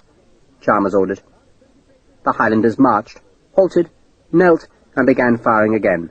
Bapu's survivors, betrayed by Dodd, were trapped between 2 forces. They were stranded in a hell above emptiness, a slaughter in the high hills. There were screams as men tumbled to their deaths far beneath, and still the fire kept coming. It kept coming until there was nothing left but quivering men crouching in terror on a road that was rank with the stench of blood. And then the redcoats moved forwards with bayonets. The outer fort had fallen, and its garrison had been massacred, and William Dodd, renegade, was Lord of Gavelgur. Chapter 10. Mr. Hakeswell wasn't sure whether he was a lieutenant in William Dodd's eyes, but he knew he was a mister, and he dimly apprehended that he could be much more.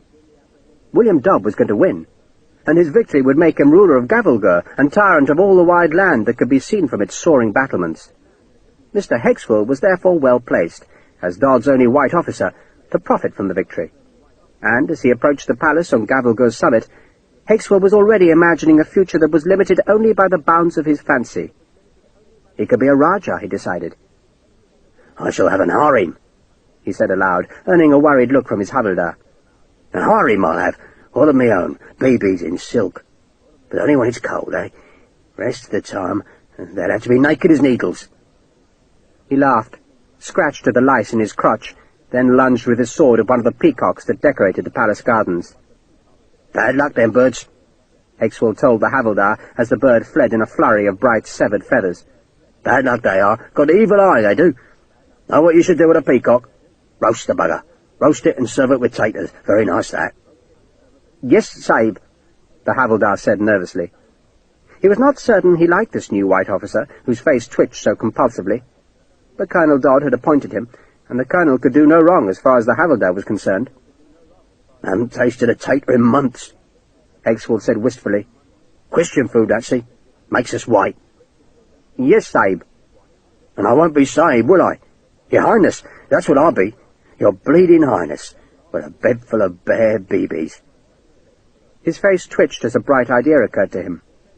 "I could have Sharpe as a servant. Cut off his goodies first, though. Snip, snip." He bounded enthusiastically up a stone staircase, oblivious of the sound of gunfire that had erupted in the ravine just north of the inner fort. 2 Arab guards moved to bar the way, but Hexwold shouted at them. "Off to the walls, you scum! No more shirking! I ain't guarding the royal piss pot any longer. There has to be soldiers, so piss off!" The havildar ordered the 2 men away, and though they were reluctant to abandon their post, they were overawed by the number of bayonets that faced them. So, just like the guards who had stood at the garden gate, they fled. "So now we look for the little fat man," Hexwold said, "and give him a bloodletting." "We must hurry, Sahib," the havildar said, glancing back at the wall above the ravine where the gunners were suddenly at work. "God's word can't be hurried," Hexwold answered, pulling at one of the latticed doors that led into the palace. "And Colonel Dodd will die of old age on that wall, sonny. Ain't a man alive who can get through that gate, and certainly not a pack of bleeding Scotchmen. Bugger this door."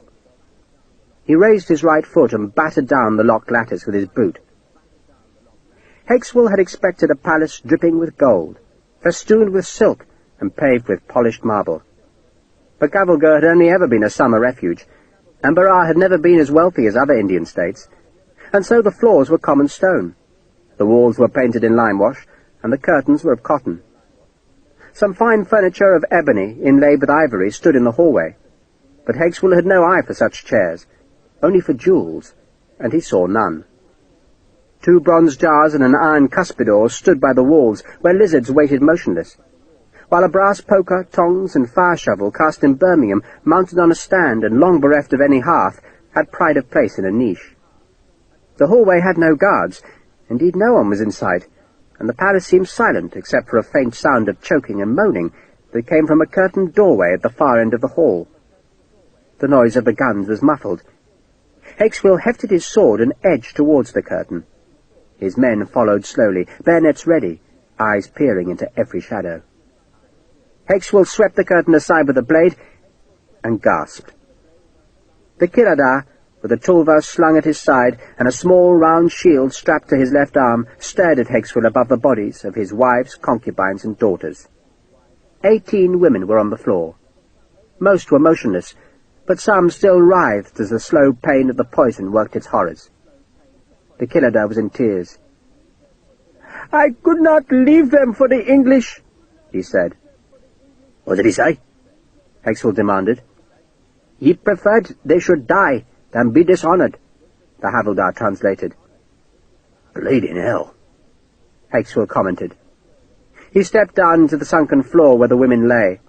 The dead had greenish dribbles coming from their mouths, and their glassy eyes stared up at the lotuses painted on the ceiling, while the living jerked spasmodically.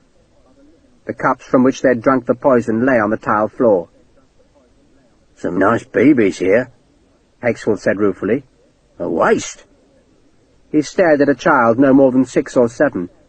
There was a jewel about her neck, and Hexwold stooped, grasped the pendant, and snapped the chain. "Bleeding waste," he said in disgust, then used his saw blade to lift the sari of a dying woman. He looked to her waist, then shook his head. "Look at that," he said. "Just look at that. What a bleeding waste." The Kiladar roared in anger, drew his tulwar and ran down the steps to drive Hexwold from his women. Hexwold, alarmed, backed away, then remembered he was to be a Rajah, and could not show timidity in front of the havildar and his men. So he stepped forward again and thrust the sword forward in a clumsy lunge. It might have been clumsy, but it was also lucky, for the Kiladar had stumbled on a body and was lurching forward, his tulwar flailing as he sought his balance, and the tip of Hexwold's blade ripped into his throat, so that a spray of blood pulsed onto the dead and the dying. The Kiladar gasped as he fell. His legs twitched as he tried to bring the tulwar round to strike at Hexwold, but his strength was going, and the Englishman was above him now. "You're a gin!" the killer said hoarsely. The sword stabbed into Benny Singh's neck. "I ain't drunk, you bastard," Hexwell said indignantly. "I ain't seen a drop of mother's milk in 3 years." He twisted the sword blade, fascinated by the way the blood pulsed past the steel. He watched until the blood finally died to a trickle, then jerked the blade free. "Well, that's him gone," Hexwell said. "Another bloody heathen gone down to hell, eh?" The havildar stared in horror at Benny Singh and at the corpses drenched with his blood. "Well, don't just stand there, you great pudding," Hexwell snapped. "Go back to the walls." "The walls, Sahib?" "Hurry! There's a battle being fought, ain't you noticed? Go on, off with you. Take the company and report to Colonel Dodd. It's how the fat little bugger's dead. Tell him I'll be back in a minute or two. Now off with you, quick!" The havildar obeyed, taking his men back through the hallway and out into the sunlight that was being hazed by the smoke rising from the ravine. Hexwell, left alone in the palace, stooped to his work. All the dead wore jewellery. They were not great jewels, not like the massive ruby that the Tipu Sultan had worn on his hat, but there were pearls and emeralds, sapphires and small diamonds, all mounted in gold, and Hexwell busied himself delving through the bloodied silks to retrieve the scraps of wealth. He crammed the stones into his pockets, where they joined the gems he'd taken from Sharpe, and then, when the corpses were stripped and searched, he roamed the palace, snarling at servants and threatening scullions as he ransacked the smaller rooms. The rest of the defenders could fight. Mr. Hexwell was getting rich. The fight in the ravine was now a merciless massacre. The garrison of the outer fort was trapped between the soldiers who'd captured their stronghold and the kilted Highlanders advancing up the narrow road, and there was no escape except over the precipice. And those who jumped or were pushed by the panicking mass fell onto the shadowed rocks far below. Colonel Chalmers' men advanced with bayonets, herding the fugitives towards Kelly's men, who greeted them with more bayonets. 1,000 men had garrisoned the outer fort, and those men were now dead or doomed. But 7,000 more defenders waited within the inner fort, and Colonel Kelly was eager to attack them.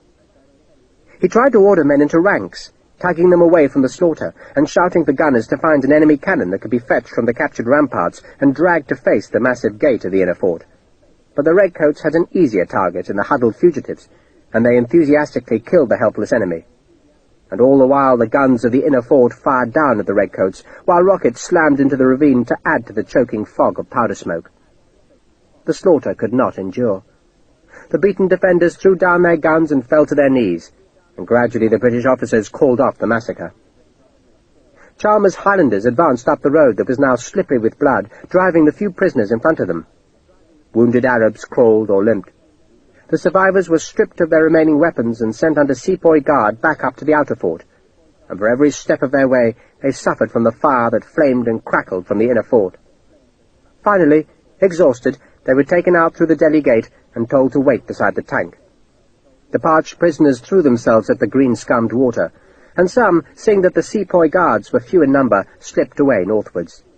They went without weapons, masterless fugitives who posed no threat to the British camp, which was guarded by a half-battalion of Madrasi sepoys. The northern face of the ravine, which looked towards the unconquered inner fort, was now crowded with some 3,000 redcoats, most of whom did nothing but sit in whatever small shade they could find, and grumble that the Puckerleys had not fetched water. Once in a while a man would fire a musket across the ravine, but the balls were wild at that long range, and the enemy fire, which had been heavy during the massacre on the western road, gradually eased off as both sides waited for the real struggle to begin. Sharpe was halfway down the ravine, seated beneath a stunted tree on which the remnants of some red blossom hung dry and faded. A tribe of black-faced, silver-furred monkeys had fled the eruption of men into the rocky gorge, and those beasts now gathered behind Sharpe, where they gibbered and screamed. Tom Garrard and a dozen men of the 33rd Light Company had gathered around Sharpe, while the rest of the company was lower down the ravine among some rocks. "What happens now?" Garrard asked. "Some poor bastards have to get through that gate," Sharpe said. "Not you." "Kenny will call us when he needs us," Sharpe said, nodding towards the lean colonel, who had at last organized an assault party at the bottom of the track which slanted up towards the gate. "And he bloody will, Tom. It ain't going to be easy getting through that gate." He touched the scorch mark on his cheek. "That bloody hurts." "Put some butter on it," Garrard said. "And where do I get the mark on his cheek?" "That bloody hurts." "Put some butter on it," Garrard said. "And where do I get bleeding butter here?" Sharpe asked. He shaded his eyes and peered at the complex ramparts above the big gate, trying to spot either Dodd or Hexwell. But although he could see the white jackets of the Cobras, he couldn't see a white man on the ramparts. "It's going to be a long fight, Tom," he said. The British gunners had succeeded in bringing an enemy 5-pounder cannon to the edge of the ravine. The sight of the gun provoked a flurry of fire from the inner fort, wreathing its gatehouse in smoke as the round shot screamed across the ravine to plunge all around the threatening gun. Somehow it survived. The gunners rammed it, aimed it, then fired a shot that bounced just beneath the gate, ricocheted up into the woodwork, but fell back. The defenders kept firing, but their smoke obscured their aim, and the small captured cannon had been positioned behind a large low rock that served as a makeshift breastwork.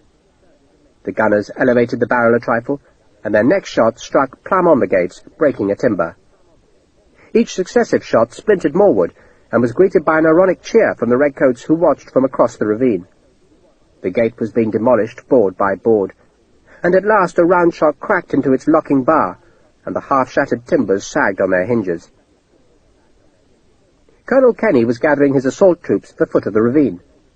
They were the same men who'd gone first into the breaches of the outer fort, and their faces were stained with powder burns, with dust and sweat. They watched the destruction of the outer gate of the inner fort, and they knew they must climb the path into the enemy's fire as soon as the gun had done its work. Kenny summoned an aide. "You know Plummer?" he asked the man. "Gunner, Major, sir." "Find him," Kenny said, "or any gunner officer. Tell them we might need a light piece up in the gateway." He pointed with a reddened sword at the inner fort's gatehouse. "The passage ain't straight," he explained to the aide. "Get through the gate and we turn hard left. If our axemen can't deal with the other gates, we'll need a gun to blow them in." The aide climbed back up to the outer fort, looking for a gunner.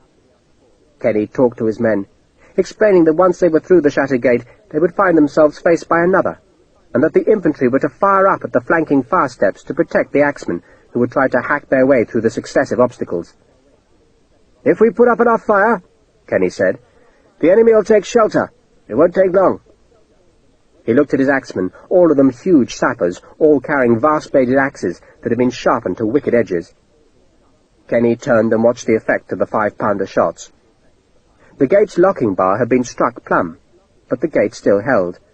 A badly aimed shot cracked into the stone beside the gate, starting up dust. Then a correction to the gun sent a ball hammering into the bar again, and the thick timber broke, and the remnants of the gates fell inwards. "Forward!" Kenny shouted. "Forward!" 400 redcoats followed the colonel up the narrow track that led to the inner fort. They couldn't run to the assault, for the hill was too steep. They could only trudge into the fury of Dodd's fusillade. Cannon, rockets, and muskets blasted down the hill to tear gaps in Kenny's ranks. "Give them fire!" an officer on the ravine's northern side shouted at the watching redcoats, and the men loaded their muskets and fired at the smoke-masked gatehouse. If nothing else, the wildfire might keep the defenders' heads down. Another cannon had been fetched from the outer fort, and now added its small round shots to the fury that beat audibly on the gatehouse ramparts. Those ramparts were thick with the powder smoke gouted by the defenders' cannon and muskets, and it was that smoke which protected Kenny's men as they hurried up the last few yards to the broken gate. "Protect the sappers!" Kenny shouted, and then, his sword in his hand, he clambered over the broken timbers and led his attackers into the entrance passage. Facing Kenny was a stone wall. He had expected it, but even so he was astonished by the narrowness of the passage that turned sharply to his left, and then climbed steeply to the second unbroken gate. "There it is!" he shouted, and led a surge of men up the cobbled road towards the iron-studded timbers. And hell was loosed. The fire steps above the gateway passage were protected by the outer wall's high rampart, and Dodd's men, though they could hear the musket balls beating against the stones, were safe from the wild fire that lashed across the deep ravine. But the redcoats beneath them, the men following Colonel Kenny into the passage, had no protection.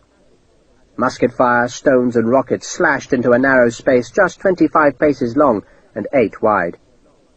The leading axemen were among the first to die, beaten down by bullets. Their blood splashed high on the walls. Colonel Kenny somehow survived the opening salvo, then he was struck on the shoulder by a lump of stone and driven to the ground. A rocket slashed past his face, scorching his cheek, but he picked himself up and, sword in numbed hand, shouted at his men to keep going. No one could hear him. The narrow space was filled with noise, choking with smoke in which men died and rockets flared. A musket ball struck Kenny in the hip and he twisted, half fell, but forced himself to stand, and with blood pouring down his white breeches, limped on. Then another musket ball scored down his back and threw him forward. He crawled on blood-slicked stones, sword still in his hand, and shuddered as a third ball hit him in the back. He still managed to reach the second gate, and reared up to strike it with his sword. And then a last musket ball split his skull, and left him dead at the head of his men. More bullets plucked at his corpse. Kenny's surviving men tried to brave the fire. They tried to climb the slope to the second gate, but the murderous fire did not cease, and the dead made a barrier to the living. Some men attempted to fire up at their tormentors on the far step, but the sun was high now, and they aimed into a blinding glare. And soon the redcoats began to back down the passage. The weltering fire from above did not let up. It flayed the Scotsmen, ricocheted between the walls, struck dead and dying and living, while the rockets, lit and tossed down, seared like great comets between the stone walls and filled the space with a sickening smoke. The dead were burned by rocket flames, which exploded their cartridge boxes to pulse gouts of blood against the black walls. But the smoke hid the survivors, who, under its cover, stumbled back to the hill outside the fortress. They left a stone-walled passage filled with the dying and the dead, trickling with blood, foul with smoke, and echoing with the moans of the wounded. "Cease fire!" Colonel Dodd shouted. "Cease fire!"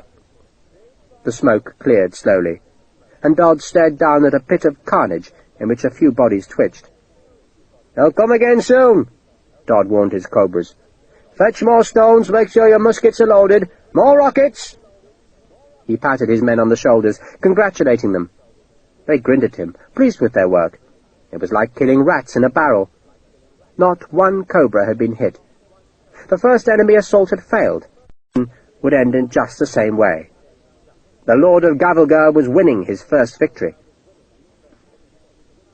Major Stokes had found Sharpe shortly before Kenny made his assault, and the two men had been joined first by Syud Sevaji and his followers, then by the dozen cavalrymen who accompanied Eli Lockhart. All of them, Stokes, Sevaji and Lockhart, had entered the outer fort after the fight for the breaches was finished, and now they stood watching the failure of Kenny's assault. The survivors of the attack were crouching just yards from the broken entrance that boiled with smoke, and Sharpe knew they were summoning the courage to charge again. "Poor bastards," he said. "No choice in the matter," Stokes said bleakly. "No other way in." "There ain't a way in, sir," Sharpe said dourly. "That's a fast road to a shallow grave." "Overwhelm them," Stokes said. "That's the way to do it. Overwhelm them." "Send more men to be killed?" Sharpe asked angrily. "Get a gun over that side," Stokes suggested, "and blast the gates down one after the other. Only way to prise the place open, Sharpe." The covering fire that had blazed across the ravine died when it was obvious the first attack had failed, and the lull encouraged the defenders to come to the outer embrasures and fire down at the stalled attackers. "Give them fire!" an officer shouted from the bed of the ravine, and again the muskets flared across the gorge and the balls spattered against the walls. Major Stokes had levelled his telescope at the gate, where the thick smoke had at last dissipated. "It ain't good," he admitted. "It opens onto a blank wall." "It does what, sir?" Eli Lockhart asked. The cavalry sergeant was looking aghast at the horror across the ravine, grateful perhaps that the cavalry was never asked to break into such death traps. "The passage turns," Stokes said. "We can't fire straight up the entranceway. They'll have to drag a gun right into the archway." "They'll never make it," Sharpe said. Any gun positioned in the outer arch would get the full fury of the defensive fire, and those defenders were protected by the big outer wall. The only way Sharpe could see of getting into the fortress was by battering the whole gatehouse flat, and that would take days of heavy cannon fire. "The gates of hell," Stokes said softly, staring through his glass at the bodies left inside the arch. "I'll borrow the telescope, sir?" Sharpe asked. "Of course." Stokes cleaned the eyepiece on the hem of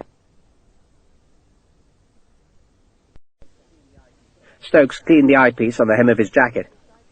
"It ain't a pretty sight, though." Sharpe took the glass and aimed it across the ravine. He gave the gatehouse a cursory glance, then edged the lens along the wall which led westwards from the besieged gate. The wall wasn't very high, perhaps only 12 or 15 feet, much lower than the great ramparts about the gatehouse, and its embrasures didn't appear to be heavily manned, But that was hardly a surprise, for the wall stood atop a precipice. The defences straight ahead were not the wall and its handful of defenders, but the stony cliff which fell down into the ravine. Stokes saw where Sharpe was aiming the glass. "Oh, no way in there, Richard." Sharpe said nothing. He was staring at a place where weeds and small shrubs twisted up the cliff. He tracked the telescope from the bed of the ravine to the base of the wall, searching every inch, and he reckoned it could be climbed. It would be hard, for it was perilously steep, but if there was space for bushes to find lodgment, then a man could follow. And at the top of the cliff there was a brief area of grass between the precipice and the wall. He took the telescope from his eye. "Has anyone seen a ladder?" "Back up there." It was Ahmed who answered. "Where, lad?" "Up there." The Arab boy pointed to the outer fort. "On the ground," he said. Sharpe twisted and looked at Lockhart. "Could you boys fetch me a ladder?" "What are you thinking of?" Lockhart asked. "A way in," Sharpe said. "A bloody way in." He gave the telescope to Stokes. "Get me a ladder, Sergeant," he said, "and I'll fix those buggers properly. Ahmed, show Sergeant Lockhart where you saw the ladder." "I stay with you," the boy said stubbornly. "You bloody don't." Sharpe patted the boy on the head, wondering what Ahmed made of the slaughter that had been inflicted on his countrymen in the ravine. But the boy seemed blessedly unaffected. "Go on and help the sergeant," he told Ahmed. Ahmed led the cavalrymen uphill. "What are you doing, Richard?" Stokes asked. "We can climb up to the wall," Sharpe said, pointing to where the trail of weeds and bushes snaked up the other side of the ravine. "Not you, sir, but a light company can do it. Go up the ravine, send a ladder up, and cross the wall." Stokes trained the telescope and stared at the opposing cliff for a long while. "Well, you might get up," he said dubiously, "but then what?" Sharpe grinned. "We attack the gatehouse from the back, sir." "One company?" "Where one company can go, sir, another can follow. Once they see we're up there, other men will come." He still held the great claymore, which was too big to fit into the scabbard of his borrowed sword, but now he discarded that scabbard and shoved the claymore into his belt. He liked the sword. It was heavy, straight-bladed and brutal, not a weapon for delicate work, but a killer. Something to give a man confidence. "You stay here, sir," he told Stokes, "and look after Ahmed for me. The little bugger would love to get in a fight, but he ain't got the sense of a louse when it comes to a scrap, and he's bound to get killed. Tom?" He called to Garrard, then beckoned that he and the rest of the 33rd's Light Company should follow him down to where Morris sheltered among the rocks. "When Eli gets here with a ladder, sir," he added to Stokes, "send him down." Sharpe ran down the ravine's steep side into the smoke-reeking shadows, where Morris was seated under a tree, making a meal out of bread, salt beef, and whatever liquor was left in his canteen. "Don't have enough food for you, Sharpe," he said. "Not hungry," Sharpe lied. "You're sweating, man," Morris complained. "Why don't you find yourself some shade? There's nothing we can do until the gunners knock that bloody gatehouse flat." "There is," Sharpe said. Morris cocked a sceptical eye up at Sharpe. "I've had no orders in, sign," he said. "I want you and the Light Company, sir," Sharpe said respectfully. "There's a way up the side of the ravine, sir, and if we can get a ladder to the top, then we can cross the wall and guard the bastards from the back." Morris tipped the canteen to his mouth, drank, then wiped his lips. "If you 20 like you and the Archangel Gabriel and all the bloody saints asked me to climb the ravine, Sharpe, I would still say no. Now, for Christ's sake, man, stop trying to be a bloody hero. Leave it to the poor bastards who are under orders and go away." He waved a hand. "Sir," Sharpe pleaded, "we can do it. I've sent for a ladder." "No!" Morris interrupted loudly, attracting the attention of the rest of the company. "I'm not giving you my company, Sharpe. For God's sake, you're not even a proper officer. You're just a bunked-up sergeant. A bloody ensign too big for your boots. And allow me to remind you, Mr. Sharpe, forbidden by army regulations to serve in this regiment, now go away and leave me in peace." "I thought you'd say that, Charles," Sharpe said ruefully. "And stop calling me Charles!" Morris exploded. "We're not friends, you and I, and kindly obey my order to leave me in peace. Or had you not noticed that I outrank you?" "I had noticed. Sorry, sir," Sharpe said humbly, and he started to turn away, but suddenly whipped back and seized Morris's coat. He dragged the captain back into the rocks, going so fast that Morris was momentarily incapable of resistance. Among the rocks, Sharpe let go of the patched coat and thumped Morris in the belly. "That's for the flogging you gave me, you bastard," he said. "What the hell do you think you're doing, Sharpe?" Morris asked, scrambling away on his bottom. Sharpe kicked him in the chest, leaned down, hauled him up, and thumped him on the jaw. Morris squealed with pain, then gasped as Sharpe backhanded him across the cheek, then struck him again. A group of men had followed, and were watching wide-eyed. Morris turned to appeal to them, but Sharpe hit him yet again, and the captain's eyes turned glassy as he swayed and collapsed. Sharpe bent over him. "You might outrank me," he said, "but you're a piece of shit, Charlie, and you always were. Now, can I take the company?" "No," Morris said through the blood on his lips. "Thank you, sir," Sharpe said, and stamped his boot hard down on Morris's head, driving it onto a rock. Morris gasped, choked, then lay immobile as the breath scraped in his throat. Sharpe kicked Morris's head again, just for the hell of it, then turned smiling. "Where's Sergeant Green?" "Here, sir." Green, looking anxious, pushed through the watching men. "I'm here, sir," he said, staring with astonishment at the immobile Morris. "Captain Morris has eaten something that disagreed with him," Sharpe said. "But before he was taken ill, he expressed the wish that I should temporarily take command of the company." Sergeant Green looked at the battered, bleeding captain, then back to Sharpe. "Is something he ate, sir?"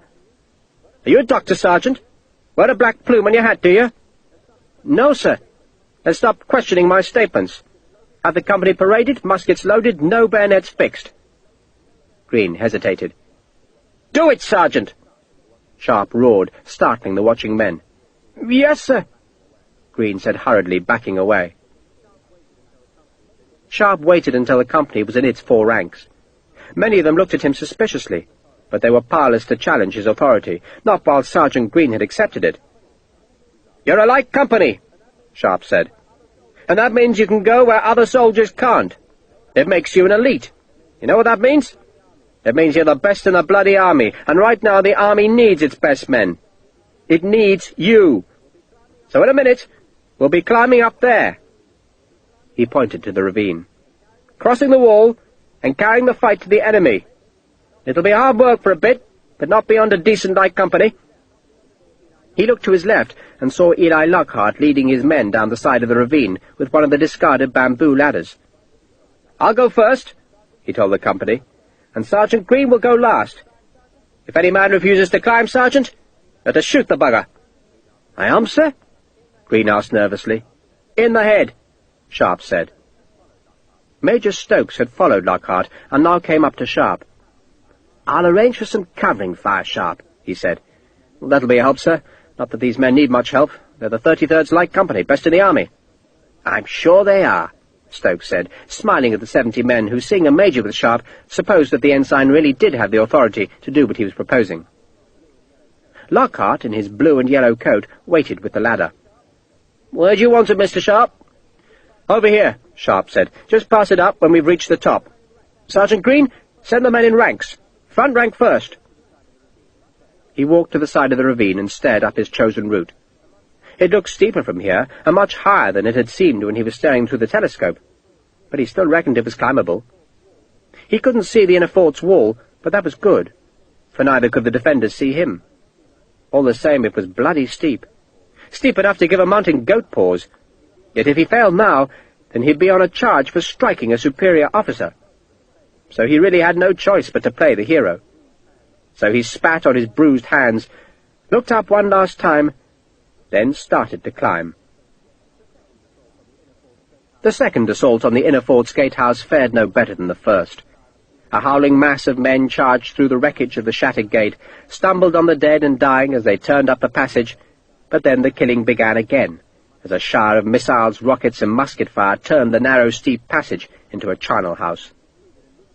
An axeman succeeded in reaching the second gate, and he stood above Colonel Kelly's scorched body to sink his blade deep into the timber, but he was immediately struck by 3 musket balls and dropped back, leaving the axe embedded in the dark, iron-studded wood. No one else went close to the gate, and a major, appalled at the slaughter, called the men back. "Next time," he shouted at them, "we designate firing parties to give cover. Sergeant, I want 24 men." "We need a cannon, sir." the sergeant answered with brutal honesty. "They say one's coming." The aide whom Kenny had sent to fetch a cannon had returned to the assault party. "They say it'll take time, though," explaining that the gunner officer had declared it would take at least 2 hours to manhandle a gun and ammunition across the ravine. The major shook his head. "I'll try without the gun," he said. "God help us," the sergeant said under his breath. Colonel Dodd had watched the attackers limp away. He couldn't help smiling. This was so very simple, just as he'd foreseen. Manu Bapu was dead, and the Havildar had returned from the palace with the welcome news of Beni Singh's murder, which meant that Gavalgur had a new commander. He looked down at the dead and dying redcoats who lay among the small, flickering blue flames of the spent rockets. "They've learned their lesson, Gopal," he told his Jamada. "So next time they'll try to keep us quiet by firing bigger volleys up at the fire steps. Toss down rockets. That'll spoil their aim." "Rockets, Sahib." "Lots of rockets," Dodd said. He patted his men on their backs. Their faces were singed by the explosions of the powder in their muskets' pans. They were thirsty and hot, but they were winning, and they knew it. They were his cobras, as well-trained as any troops in India, and they would be at the heart of the army that Dodd would unleash from this fortress to dominate the lands the British must relinquish when their southern army was broken. "Why don't they give up?" Gopal asked Dodd. A sentry on the wall had reported that the bloodied attackers were forming to charge again. "Because they're brave men, Jamada," Dodd said, "but also stupid."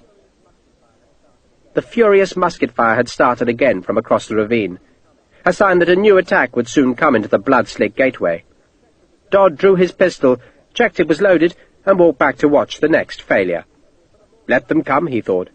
For the more who died here, the fewer would remain to trouble him as he pursued the beaten remnants south across the Deccan Plain. "Get ready!" he called. Slow matches burned on the fire step, and his men crouched beside them with rockets, waiting to light the fuses and toss the terrible weapons down into the killing place. A defiant cheer sounded, and the redcoats came again to the slaughter.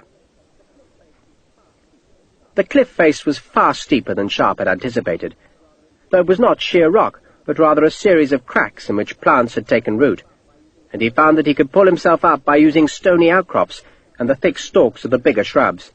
He needed both hands. Tom Garrard came behind, and more than once Sharpe trod on his friend's hands. "Sorry, Tom." "Just keep going," Garrard panted.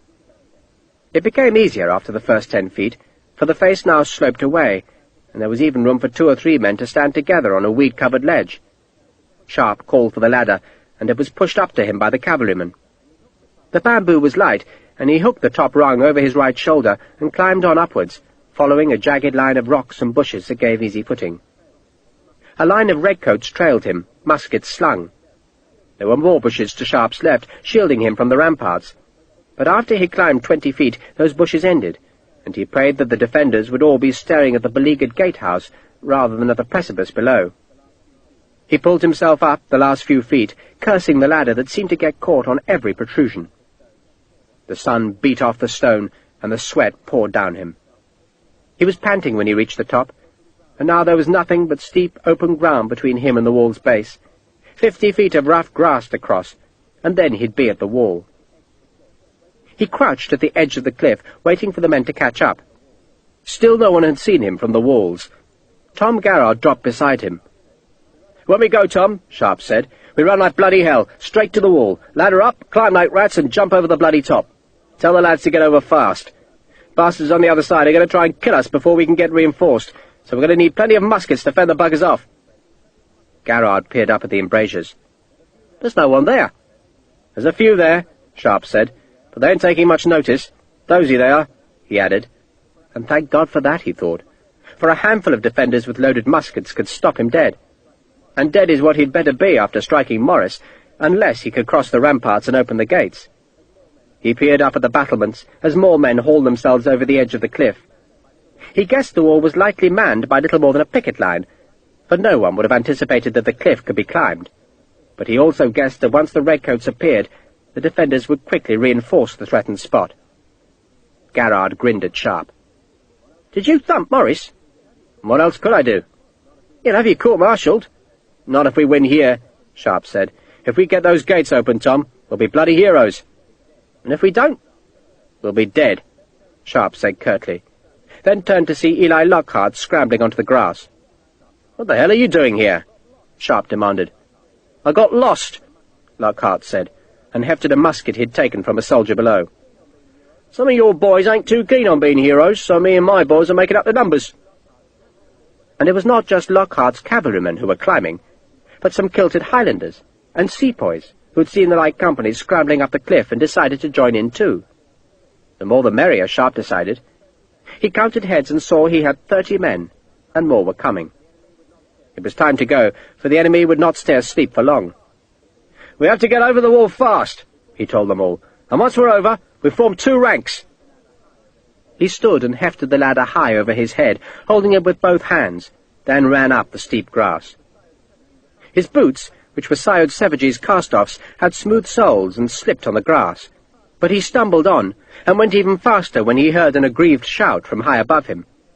He knew what was coming next, and he was still 30 feet from the walls, a sitting target. And then he heard the bang of the musket, and saw the grass flatten ahead of him as the gases from the barrel lashed downwards. Smoke eddied around him, but the ball had thumped into one of the ladder's thick uprights, and then another musket fired, and he saw a fleck of turf dance up. "Give them fire!" Major Stokes roared from the bottom of the ravine. "Give them fire!" 100 redcoats and sepoys blasted up at the walls. Sharpe heard the musket shots clatter on the stone, and then he was hard under the rampart, and he dropped the leading end of the ladder and rammed it into the turf, and swung the other end up and over. A bloody escalade, he thought. A breach and an escalade all in one day. And he pulled the claymore out from his belt and pushed Garrard away from the foot of the ladder. "Me first," he growled, and began to climb. The rungs were springy, and he had the terrible thought that maybe they'd break after the first few men had used the ladder, and then a handful of soldiers would be trapped inside the fortress, where they'd be cut down by the Marathas. But there was no time to dwell on that fear, just to keep climbing. The musket balls rattled the stones to left and right in a torrent of fire that had driven the defenders back from the parapet. But at any second Sharpe would be alone up there. He roared a shout of defiance, reached the top of the ladder, and extended his free hand to grip the stone. He hauled himself through the embrasure. He paused, trying to get a sense of what lay beyond, but Garrard shoved him, and he had no option but to spring through the embrasure. There was no fire step. Jesus, he thought, and jumped. It was not a long jump down, maybe 8 or 10 feet, for the ground was higher on the inner side of the wall. He sprawled on the turf, and a musket bullet whipped over his back. He rolled, got to his feet, and saw that the defenders had low wooden platforms that they'd been using to peer over the top of the wall. Those defenders were running towards him now, but they were few, very few, and already Sharpe had 5 redcoats on his side of the wall, and more were coming. But so was the enemy, some from the west and more from the east. "Tom, look after those men!" Sharpe pointed westwards. Then he turned the other way and dragged 3 men into a crude rank. "Present!" he called. The muskets went up into their shoulders. "Aim low, boys," he said. "Fire!" The muskets coughed out smoke. A Maratha slid on the grass. The others turned and ran, appalled at the stream of men now crossing the wall. It was a curious mix of English skirmishers, Highland infantry, sepoys, cavalrymen, and even some of Syed Savage's followers in their borrowed red jackets. "2 ranks!" Sharpe shouted. "Quick now, 2 ranks! Tom, what's happening behind me?" "Buck, is it gone, sir?" "2 ranks!" Sharpe shouted again. He could not see the gatehouse from here because the hill inside the wall bulged outwards and hid the great ramparts from him. But the enemy was forming 200 paces eastwards.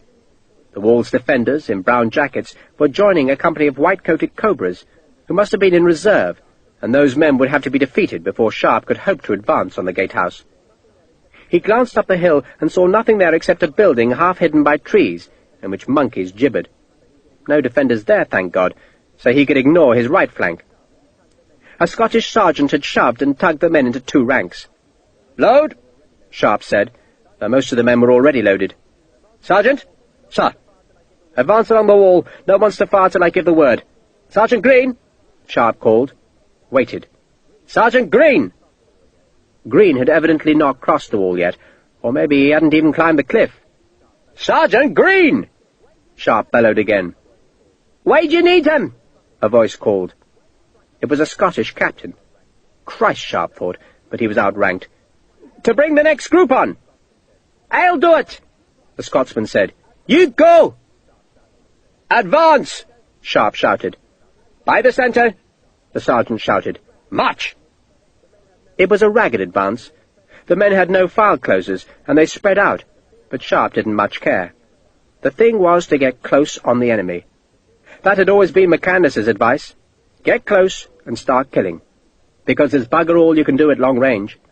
Though the Scottish colonel would never have used that word. "This is for you, McCandless," Sharpe thought. "This one's for you." And it struck him that this was the first time he'd ever taken troops into formal battle, line against line, muskets against muskets.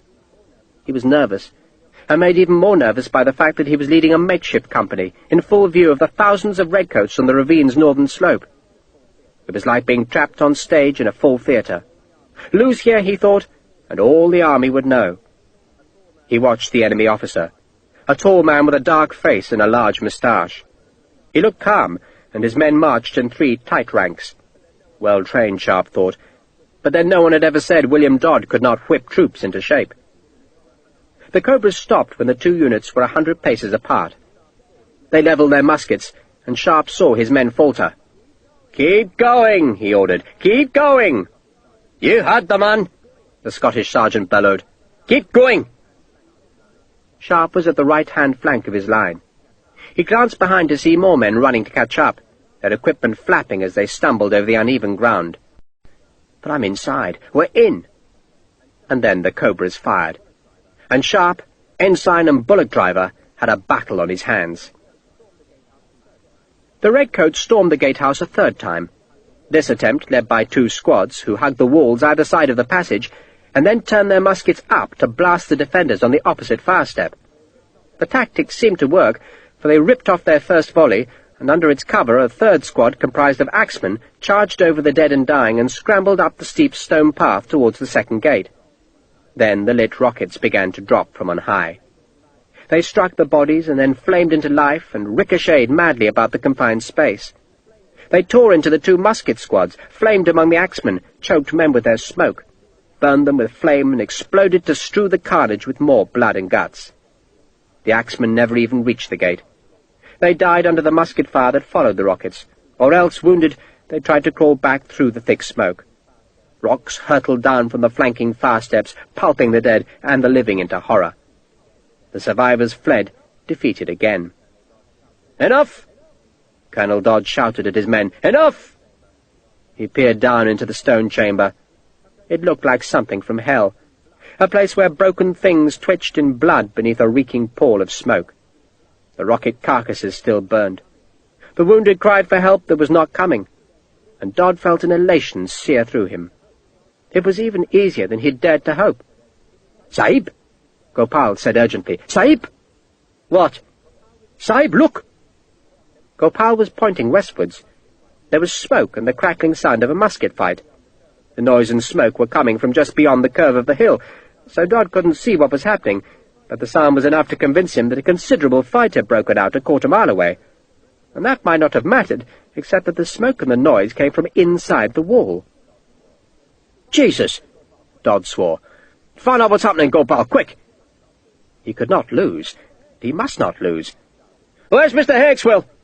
he shouted, wanting the deserter to take over Gopal's responsibilities on the fire step.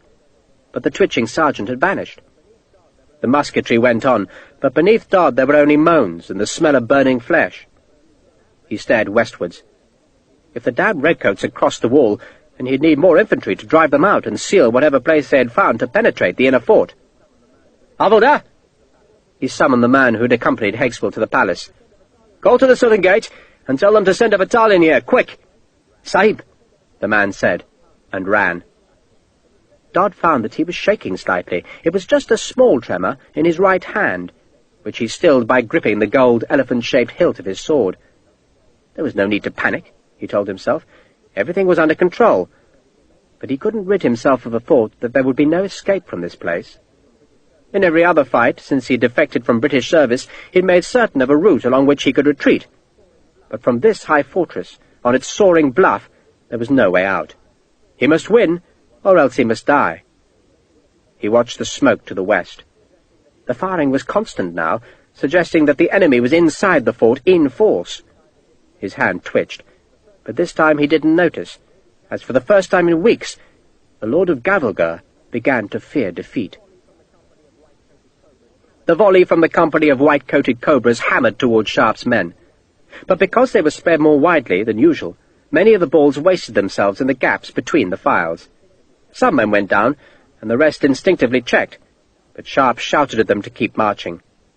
The enemy was hidden in smoke, but Sharpe knew they would be reloading. "Close the fire, Sergeant!" he shouted. "Close up! Close up!" the Scots sergeant called. He glanced at Sharpe, suspecting that he was taking the small company too close to the enemy. The range was already down to 60 yards. Sharpe could just see one of the Indians through the smoke. The man was the left flanker of the front rank, a small man, and he'd bitten off his cartridge and was pouring the powder down the muzzle of his musket. Sharpe watched the bullet go in, and the ramrod come up ready to plunge down into the barrel. "Halt!" he called. "Halt!" the sergeant echoed. "Present!" The muskets came up into the men's shoulders. Sharpe reckoned he had about 60 men in the two ranks, fewer than the enemy's 3 ranks, but enough. More men were running up from the ladder all the time. "Aim low," he said. "Fire!" The volleys slammed into the cobras, who were still loading. Sharpe's men began to reload themselves, working fast, nervous of the enemy's next volley. Sharpe watched the enemy bring their muskets up. His men were half hidden by their own musket smoke. "Drop!" he shouted. He had not known he was going to give the order until he heard himself shouted, but it suddenly seemed the sensible thing to do. "Flat on the ground!" he shouted. "Quick!" He dropped himself, though only to one knee, and a heartbeat later the enemy fired, and their volley whistled over the prostrate company. Sharpe had slowed his men's loading process, but he kept them alive, and now it was time to go for the kill. "Load!" he shouted, and his men climbed to their feet. This time Sharpe didn't watch the enemy, for he didn't want to be affected by their timing. He hefted the claymore, comforted by the blade's heaviness. "Prepare to charge!" he shouted. His men were pushing their ramrods back into their musket hoops, and now they pulled out their bayonets and twisted them onto blackened muzzles. Eli Lockhart's cavalrymen, some of whom only had pistols, drew their sabres. "Present!" Sharpe called, and the muskets went up into the shoulders again. Now he did look at the enemy, and saw that most of them were still ramming. The muskets flamed, and the scraps of wadding spat out after the bullets to flicker their small flames in the grass. "Charge!" Sharpe shouted, and he led the way from the right flank, the claymore in his hand. "Charge!" he shouted again, and his small company, sensing that they only had seconds before the enemy's muskets were loaded, ran with him. Then a blast of musketry sounded to Sharpe's right, and he saw that the Scottish captain had formed a score of men on the flank, and had poured in a volley that struck the cobras just before Sharpe's charge closed the gap. "Kill them!" Sharpe raged. Fear was whipping inside him, the fear that he'd mistimed this charge, and that the enemy would have a volley ready just yards before the redcoats struck home. But he was committed now, and he ran as hard as he could to break into the white-coated ranks before the volley came. The havildar commanding the Cobra Company had been appalled to see the redcoats charging. He should have fired, but instead he ordered his men to fix their own bayonets, and so the enemy was still twisting the blades onto their muskets when the leading redcoats burst through the smoke. Sharpe hacked his heavy sword at the front rank, felt it bite and slide against bone, twisted it free, lunged, kicked at a man, and suddenly Eli Lockhart was beside him, his sabre slashing down, and 2 Highlanders were stabbing with bayonets. Sharpe hacked with a sword two-handed, fighting in a red rage that had come from the nervousness that had assailed him during the charge. A sepoy trapped the cobra's havildar, feinted with the bayonet, parried the tulva's counterlunge, then stabbed the enemy in the belly. The whitecoats were running now, fleeing back towards the smoke that boiled up from the gatehouse, which lay beyond the bulge of the hill. Tom Garrard, his bayonet bloody to the hilt, kicked at a wounded man who was trying to aim his musket. Other men stooped to search the dead and dying. The Scottish captain came in from the flank. He had the winged epaulets of a light company. "I didn't know the 74th were up here," he greeted Sharpe. "Or is it the 33rd? He peered at Sharpe's coat, and Sharpe saw that Clare's newly sewn facings had been torn in the climb, revealing the old red material beneath. "I'm a lost sheep, sir," Sharpe said. "A very welcome lost sheep. the captain said, holding out his hand. "Archibald Campbell, Scotch Brigade. Brought my company up here just in case they got bored." "Richard Sharpe, 74th, Sharpe said, shaking Campbell's hand. "I'm bloody glad to see you, sir." Sharpe suddenly wanted to laugh. His force, which had pierced the inner fort's defences, was a ragged mix of Indians and British, cavalrymen and infantry. There were kilted Highlanders from the 78th, some of Campbell's men from the 94th, maybe half of the 33rd's Light Company, and a good number of sepoys. Campbell had climbed one of the low timber platforms that had let the defenders peer over the far step, and from its vantage point he stared at the gatehouse which lay a quarter-mile eastwards. "Are you thinking what I'm thinking, Mr. Sharpe?" he asked. "I'm thinking we should take the gatehouse," Sharpe said, "and open the gates." "Me too." He shifted to make room for Sharpe on the small platform. "I'll no doubt be trying to evict us soon, eh? I'd best make haste." Sharpe stared at the gatehouse, where a great smear of smoke showed above the ramparts that were thick with white-coated cobras. A shallow flight of stone stairs led from inside the fortress to the far step, and the gates could not be opened until that far step was cleared of the enemy. "If I take the far step," he suggested to Campbell, "you can open the gates?" "That seems a fair division of labour," Campbell said, jumping down from the platform. He had lost his hat, and a shock of curly black hair hung over his narrow face. He grinned at Sharpe. "I'll take my company, and you can have the rest, eh?" Campbell strode up the hill, shouting for his own light company to form in a column of 3 ranks. Sharpe followed Campbell off the platform and summoned the remaining men into line. "Captain Campbell's going to open the gates from the inside," he told them, "and we're going to make it possible by clearing the parapets of the bastards. It's a fair distance to the gate, but we've got to get there fast. And when we get there, the first thing we do is fire a volley up at the far step. Clean some of the buggers off before we go up there. Load your muskets now. Sergeant Green?" Green, red-faced from the effort of climbing up the ravine and running to join Sharpe, stepped forward. "I'm here, sir. And, sir, number off 20 men, Green," Sharpe ordered the panting sergeant. "You'll stay down below and provide covering fire while we climb the steps, understand?"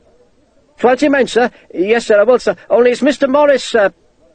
Green sounded embarrassed. "What about him?" Sharpe asked. "He's recovered, sir. His tummy, sir. It got better." Green managed to keep a straight face as he delivered that news. "And he said no one else was to climb the cliff, sir, and he sent me to fetch the men what had climbed it back down again. That's why I'm here, sir." "No, you're not," Sharpe said. "You're here to number off 20 men who'll give the rest of us covering fire." Green hesitated, looked at Sharpe's face, then nodded. "Right you are, sir. 20 men covering fire." "Thank you, Sergeant," Sharpe said. So, Morris was conscious again, and probably already making trouble, but Sharpe couldn't worry about that. He looked at his men. They numbered 70 or 80 now, and still more Scotsmen and sepoys were coming up the cliff and crossing the wall. He waited until they all had loaded muskets, and their ramrods were back in their hoops.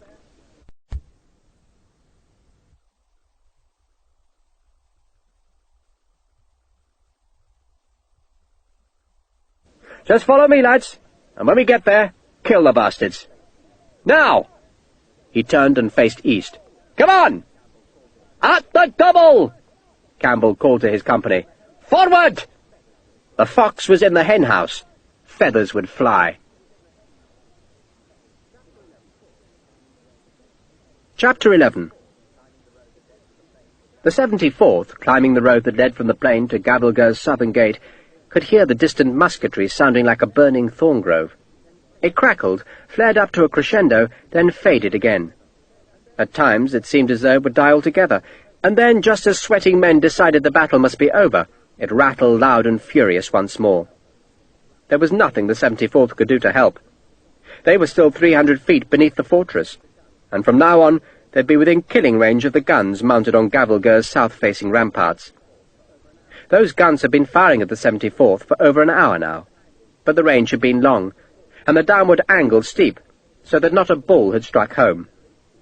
If the 74th had had their own artillery, they could have fired back, but the slope was too steep for any gun to fire effectively. The gunners would have had to sight their cannon on a steep upwards ramp, and every shot would have threatened to turn the guns over. The 74th could go no further, not without taking needless casualties, and so Wellesley halted them. If the defenders on the southern wall looked few, he might contemplate an escalade, but the sepoys carrying the ladders had fallen far behind the leading troops, so no such attack could be contemplated yet. Nor did the general truly expect to try such an assault, for the 74th's task had always been to keep some of the fort's defenders pinned to their southern walls, while the real attack came from the north.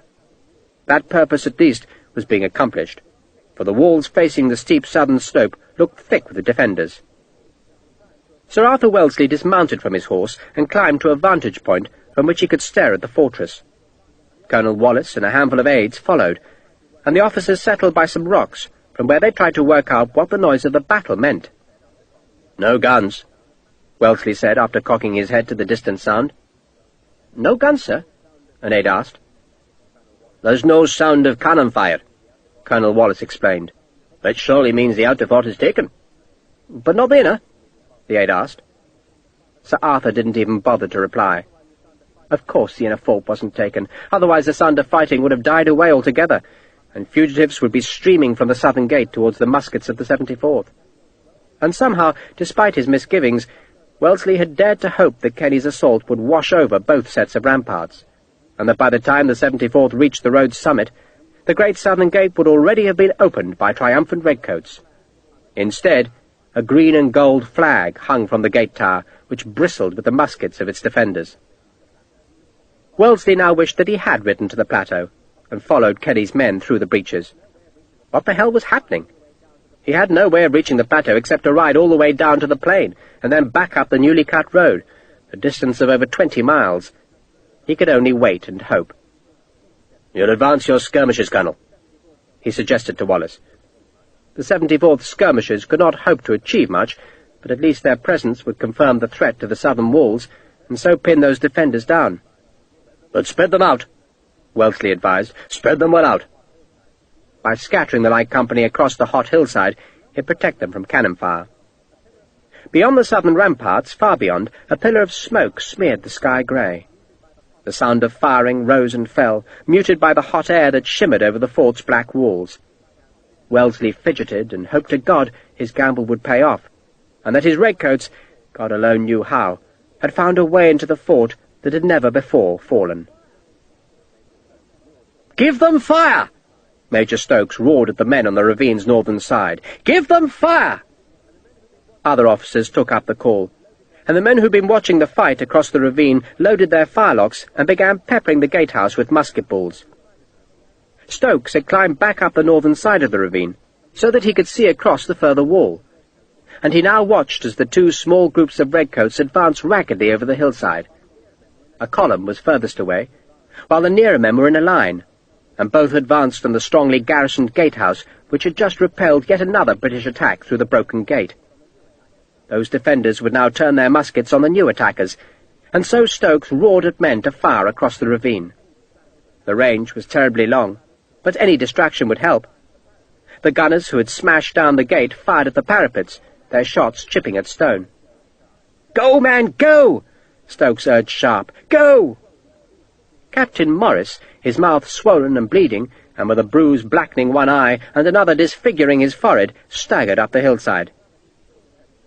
"Major Stokes!" he called petulantly. "Major Stokes!"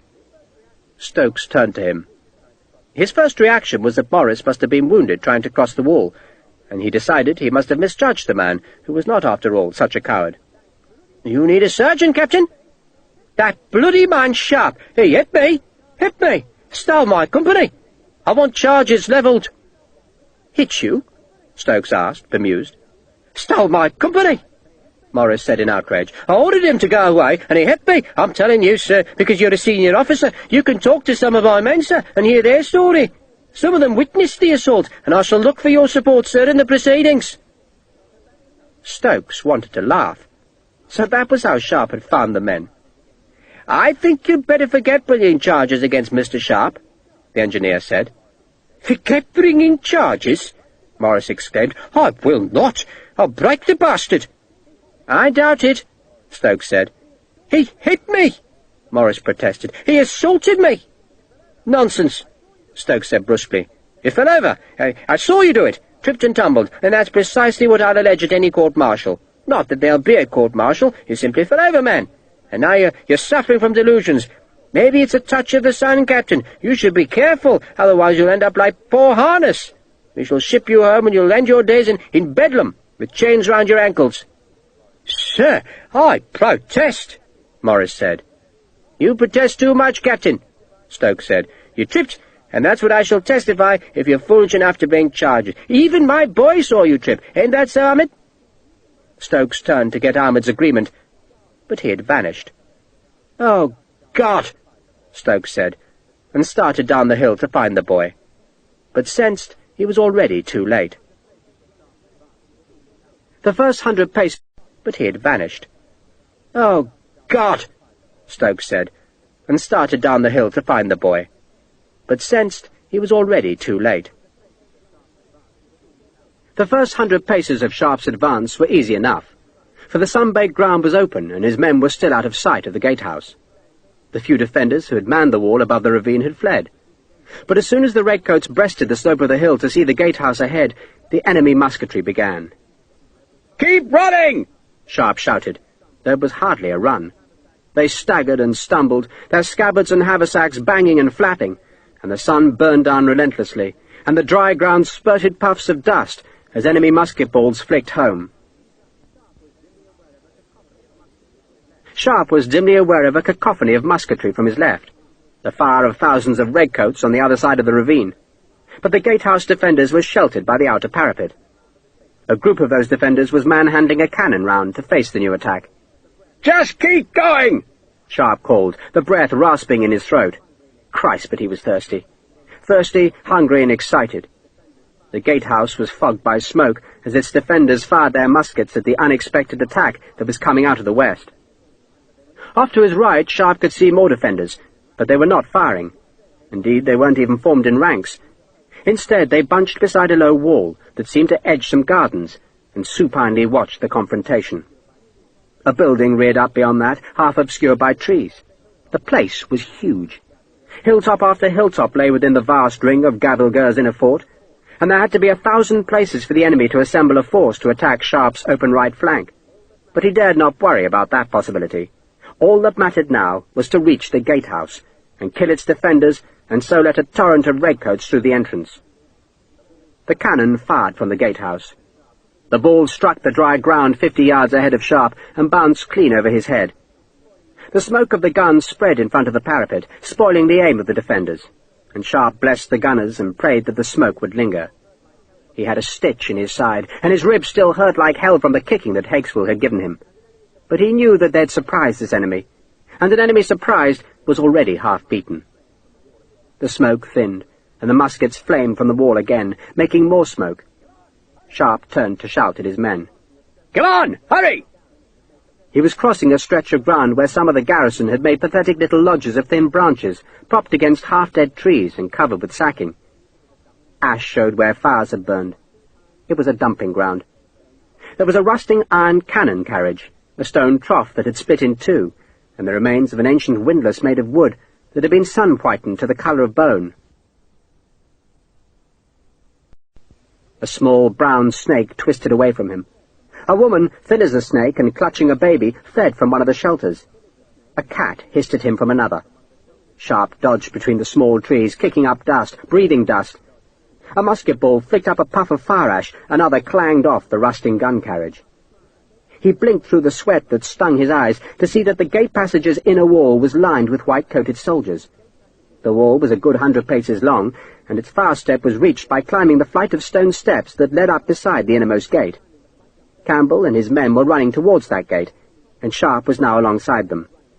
He'd have to fight his way up the stairs, and he knew that it would be impossible, that there were too many defenders, and he flinched as the cannon fired again. Only this time it belched a barrel full of canister that threw up a storm of dust devils all about Sharpe's leading men. "Stop!" he shouted. "Stop! Form line!" He was close to the wall, damn close, not more than 40 paces. "Present!" he shouted, and his men raised their muskets to aim at the top of the wall. Smoke still hid half the rampart, though the other half was clear and the defenders were firing fast. A Scotsman staggered backwards, and a sepoy folded over silently and clutched his bleeding belly. A small dog yapped at the soldiers. The smoke was clearing from the mouth of the cannon. "You've got one volley," Sharpe called. "Then we charge.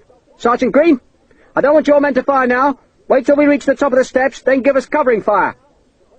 Sharpe wanted to lash out with his boot at the damned dog, but he forced himself to show calm as he paced down the front of the line.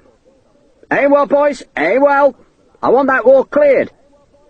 He stepped into a space between two files. "Fire!" The single volley flamed towards the top of the wall, and Sharpe immediately ran at the steps without waiting to see the effect of the fire. Campbell was already at the innermost gate, lifting its heavy bar. He had a dozen men ready to enter the passageway, while the rest of his company faced back into the fort's interior to fight off any of the garrison who might come down from the buildings on the hill. Sharpe took the steps two at a time. This is bloody madness, he thought. Suicide in a hot place. Should have stayed in the ravine. The sun beat off the stones so that it was like being in an oven. There were men with him, though he couldn't see who they were, for he was only aware of the top of the stairs, and of the men in white who were turning to face him with bayonets. And then Green's first volley slammed into them, and one of the men spun sideways, spurting a spray of blood from his scalp, and the others instinctively twitched away from the volley, and Sharpe was there, the claymore slashing in a haymaker's sweep that bounced off the wounded man's skull to drive a second man over the wall's unprotected edge and into the passageway, where the innermost gate was opening, scraping on the stone and squealing on its huge hinges as Campbell's men heaved on the vast doors. A bayonet lunged at Sharpe, catching his coat, and he hammered the hilt of the claymore down onto the man's head, then brought up his knee. Lockhart was beside him, fighting with a cold-blooded ferocity, his sabre spattering drops of blood with every cut or lunge. "Over there!" Lockhart shouted to his men, and a half-dozen of the cavalrymen ran across the top of the archway to challenge the defenders on the outer walkway. Tom Garrard came up on Sharpe's right and plunged his bayonet forward in short, disciplined strokes. More men ran up the stairs and pushed at those in front, so that Sharpe, Lockhart, and Garrard were shoved forward against the enemy, who had no space to use their bayonets. The press of men also protected Sharpe from the enemy's muskets. He beat down with a heavy sword, using his height to dominate the Indians, who were keening a high-pitched war-cry. A bayonet hit Sharpe plumb on his hip bone, and he felt the steel grind on bone, and he slammed the claymore's hilt down onto the man's head to crumple his shako, then down again to beat the man to the ground. The bayonet fell away, and Sharpe climbed over the stunned man to slash at another defender. A musket banged close by him, and he felt the scorch of the barrel flame on his burnt cheek. The press of men was thick, too thick to make progress, even though he beat at them with a sword which he cut downwards with both hands. "Throw them over the bloody side!" Lockhart shouted, and the tall cavalryman slashed his sabre, just missing Sharpe. But the hissing blade drove the enemy frantically back, and two of them, caught on the edge of the far step, screamed and fell to where they were beaten to death by the musket butts of Campbell's Highlanders. Campbell himself was running to the next gate. 2 more gates to unbar, and the way would be open. But the cobras were thick on the walls, and Dobb was screaming at them to shoot into the press of men, attackers and defenders alike, and so throw back the impudent handful of redcoats who had turned his rear. Then the attackers outside the fort, who despaired of making another charge into the smoke and blood-stinking alley where so many had died, heard the fight on the ramparts, and so they came back, flooding into the shadow of the arch, and there aiming up at the far steps. The muskets hammered. More men came, and the cobras were assailed from in front and from below. "Rockets!" Dodd shouted, and some of his men lit the missiles and tossed them down into the passageway. But they were nervous of the attackers coming along the top of the rampart. Those attackers were big men, crazed with battle, slashing with swords and bayonets as they snarled their way along the wall. Sergeant Green's men fired from below, picking off defenders and forcing others to duck. "Fire across! Fire across!" Captain Campbell, down in the passageway, had seen the defenders thickening in front of the men attacking along the tops of the walls, and now he cupped his hands and shouted at the men behind the front ranks of the attackers. "Fire across!" He pointed, showing them that they should angle their fire over the passageway to strike the defenders on the opposite wall, and the men, understanding him, loaded their muskets. It took a few seconds, but at last the crossfire began, and the pressure in front of Sharpe gave way. He swung the huge sword back-handed, half severing a man's head, twisted the blade, thrust it into a belly, twisted it again, and suddenly the cobras were backing away, terrified of the bloody blades. The second gate was opened. First man through, and now there was only one gate left. His sergeant had brought a score of men into the passageway, and those Scotsmen began to fire up at the walls, and the cobras were crumbling now, because there were redcoats below them on both sides, and more were hacking their way along the rampart, and the defenders were pinned in a small place, with nowhere to go. The only steps to the gateway's far step were in redcoat hands, and Dodd's men could either jump or surrender. A piper had started playing, and the mad skirl of the music drove the attackers to a new fury as they closed on the remnants of Dodd's cobras. The redcoats were screaming a terrible war cry that was a compound of rage, madness, and sheer terror. Sharpe's tattered white facings were now so soaked in blood that it looked as if he wore the red-trimmed coat of the 33rd again. His arm was tired, his hip was a great aching sore, and the wall was still not clear.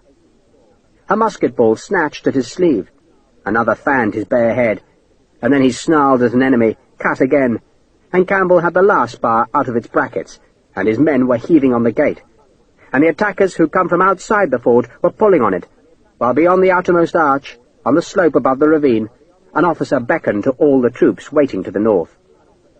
A cheer sounded, and a flood of redcoats ran down into the ravine and up the track towards the inner fort. They smelt loot and women. The gates were open. The fortress in the sky had fallen. Dodd was the last man on Sharpe's wall. He knew he was beaten, but he was no coward, and he came forward sword in hand, then recognized the bloody man opposing him. "Sergeant Sharpe," he said, and raised his gold-hilted sword in an ironic salute. He'd once tried to persuade Sharpe to join him in the cobras, and Sharpe had been tempted, but fate had kept him in his red coat and brought him to this last meeting on Gavelgur's ramparts. "I'm Mr. Sharpe now, you bastard," Sharpe said, and he waved Lockhart and Garrard back, then jumped forward, cutting with a claymore. But Dodd parried it easily and lunged at Sharpe, piercing his coat and glancing the sword point off a rib. Dodd stepped back, flicked the claymore aside and lunged again, and this time the blade cut into Sharpe's right cheek, opening it clean up to the bone beside his eye. "Mark for life," Dodd said, "though I fear it won't be a long life, Mr. Sharpe."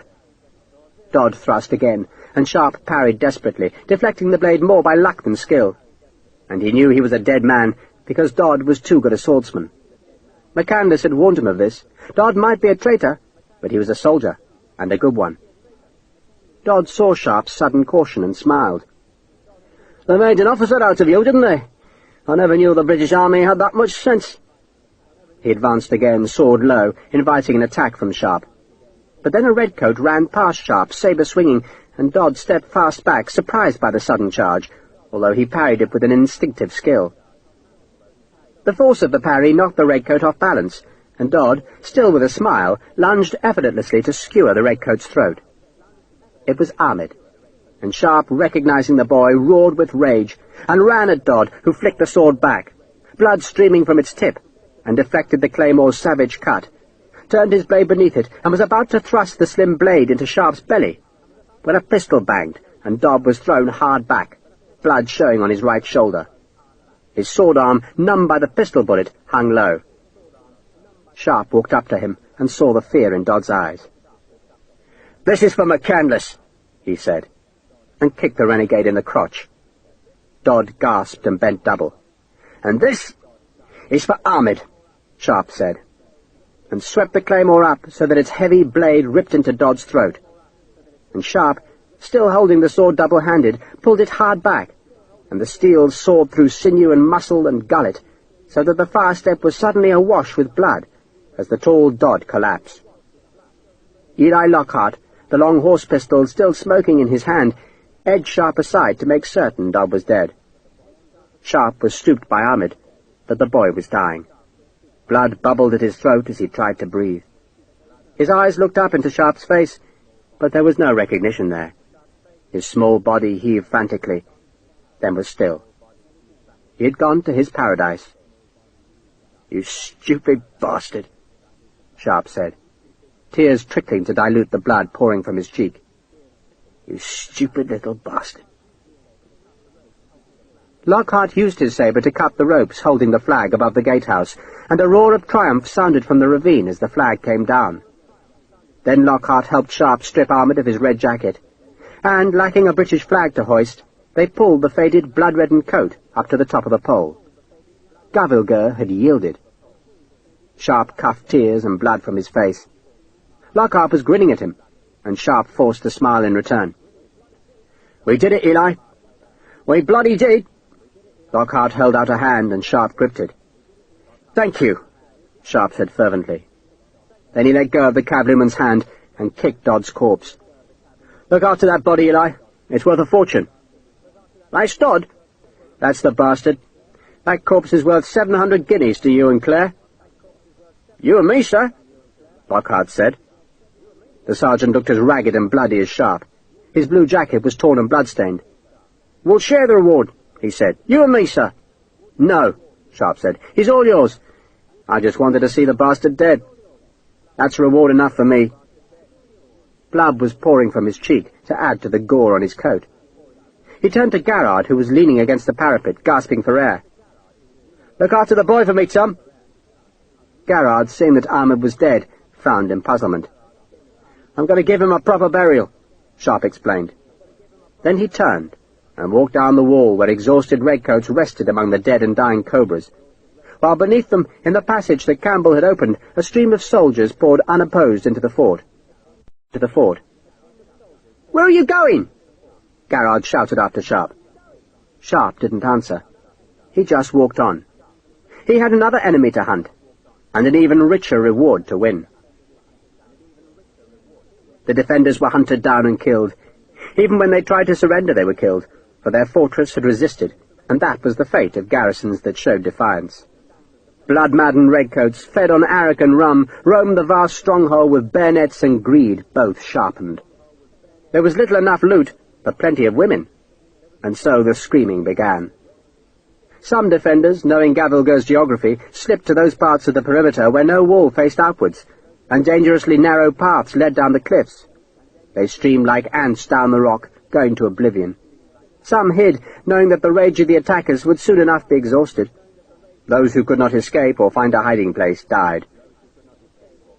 Flies buzzed in the palace, where the dead were already stinking in the heat. Officers wandered the rooms, marvelling at their poverty. They had expected to find another mansion like the Tipu Sultan's palace, a glittering trove of gems, gold, ivory, and silk. But the Rajah of Berar had never been rich. Some discovered the cellars, and they noted the great armory, but were more interested in the barrels of cash, though when they saw the coins were all of copper, they spat in disgust. A company of sepoys found some silver plate that they cut apart with their bayonets. Syed Sevaji had found his enemy, his father's murderer, but Beni Singh was already dead, and Sevaji could do little more than spit on his corpse. Beneath the palace, redcoats splashed in the lake, slaking their thirst. Some had discarded their red jackets, hanging them from the trees, and a ragged man who had slipped unseen from the palace stole one of the coats and pulled it on before limping towards the captured gatehouse. He was a white man, and wore a pair of dirty trousers and a ragged shirt, while a white coat and a black sash were bundled under one arm. His hair was lank, his skin filthy, and his face twitched as he shuffled along the path. No one took any notice of him, for he looked like any other redcoat who'd found his small scrap of loot. And so Obadiah Hakeswill slunk northwards with a fortune in jewels concealed in his shabby clothes. He reckoned he had only to get through the gate and across the outer fort, and then he'd run. Where? He didn't know. Just run. He was rich now, but he'd still need to steal a horse. There'd be plenty of officers' horses in the camp, and maybe he'd be lucky and find a dead man's horse, so that the loss would not be noticed for days. Then he'd ride southwards, south to Madras, and in Madras he could sell the jewels, buy proper clothes, and become a gentleman. Obadiah Hakeswill, gent. Then he'd go home to England, be a rich gentleman there. He ignored the redcoats. The buggers had won, and it wasn't fair. He could have been a Rajah, but at least he was as rich as any Rajah. And so he sidled down the dusty path, and the gatehouse was not very far away now. An officer was ahead, standing with a drawn claymore beside the snake pit, and staring down into its horror. And then he turned and walked towards Hakeswill. The officer was hatless, bloody-faced, and Obadiah limped off the track, praying that he wouldn't be noticed. The officer went safely past, and Hakeswill breathed a silent prayer of thanks and swerved back to the track. Only a trickle of men came through the gate now, and most of them were too intent on joining the plundering to care about a single man limping the other way. Hexwell grinned, knowing he would get away. He would be a gentleman. Then a sword point pricked his spine, and Hexwell froze. "I've been looking for you for days, Obadiah," a hated voice said, and Hexwell turned to look up into Sharpe's face. But the face was half hidden by blood, which is why he hadn't recognized the officer standing beside the snake pit. "I was a prisoner," Hexwell whined. A prisoner?" "You're a bloody liar. For the love of God, help me!" Obadiah pretended not to recognize Sharpe, pretended to be mad. He twitched and moaned, let spittle dribble from his mouth, and twisted his hands in submission. "Lock me up," he said. "The heathen bastards, lock me up! Ain't seen daylight in days." Sharpe leaned forward and snatched the coat that was bundled under Hexwell's arm. Hexwell stiffened, and Sharpe smiled as he saw the flash of anger in the sergeant's eyes. "Want the coat back, Obadiah, so fight me for it." "I was a prisoner," Hexwell insisted, no longer moaning like a mad thing. Sharpe shook the coat open. "So why is the jacket white, Obadiah? You're a bleeding liar." He felt the coat's pockets, felt the hard lumps, and knew his jewels were safe again. Hexwell's eyes glinted with a terrible and frustrated rage. "Go on, Obadiah," Sharpe said. "Fight me." "I was a prisoner," Hexwell said, and he glanced to his right, hoping he could make a run for it. For though he might have lost the jewels in the coat, he had others in his trousers. And Sharpe, he now saw, had a wound in the hip. Perhaps Sharpe could not run. So run now, he told himself. And then the flat of the claymore's blade struck him hard across the scalp. He yelped, then went still as the sword point pricked at his throat. "You sold me to Jarmer, didn't you?" Sharpe said. "But that was a mistake, Obadiah, because I beat his jetties into pulp. I'll do that to you now. But take your clothes off first." "You can't do this to me!" Hexwell shouted, hoping to attract attention.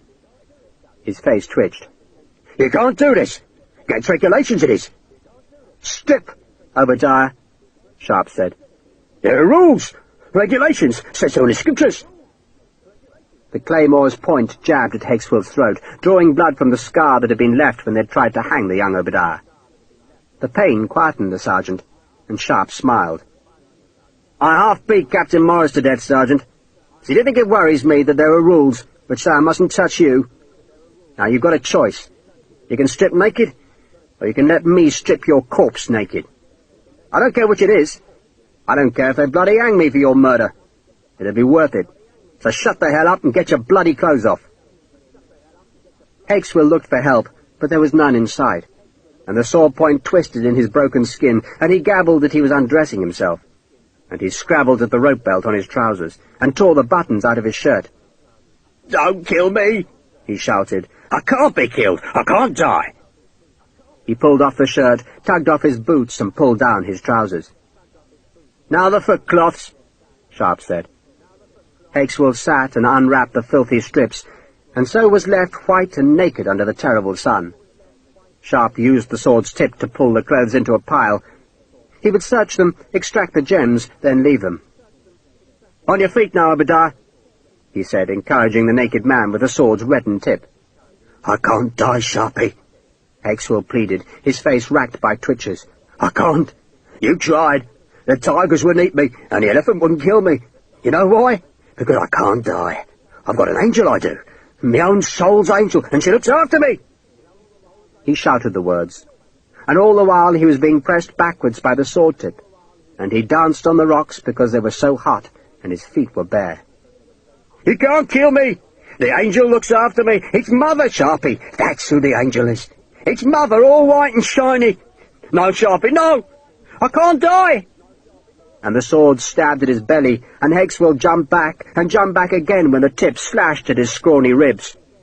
"They tried to hang me, but they couldn't. And I danced, and the rope wouldn't kill me, and here I am! I cannot die!" And then he screamed, because the sword had stabbed one last time, and Hexwell had stepped back to avoid the lunge. Only this time there was no rock behind him, only a void, and he screamed as he fell into the shadows of the snake pit. He screamed again as he hit the stone floor with a thump. "I can't die!" he shouted triumphantly, and stared up at the black shape of his enemy. "I can't die!" Hakeswill called again. Then something sinuous and shadowy flickered to his left, and he had no time to worry about Sharpe. He screamed, because the snakes were staring at him with hard, flat eyes. "Sharpe!" he shouted. "Sharpe!" But Sharpe had gone to collect the pile of rags, and Hakeswill was alone with the serpents. Wellesley heard the distant cheers, but couldn't tell whether it was his own men who celebrated, or the enemy who was making the noise. The smoke cloud that had hung so thick and constant beyond the fortress faded. He waited. The defenders on the south wall still fought. They fired their cannon at the 74th skirmish line, which, because it was well spread out and sheltered by the rocks on the steep hillside, survived the sporadic cannonade. The smoke of the guns hung by the walls. Wellesley looked at his watch. 4 o'clock. If the fort hadn't fallen, then it would soon be too late. Night would come, and he'd have to retreat ignominiously to the plain below.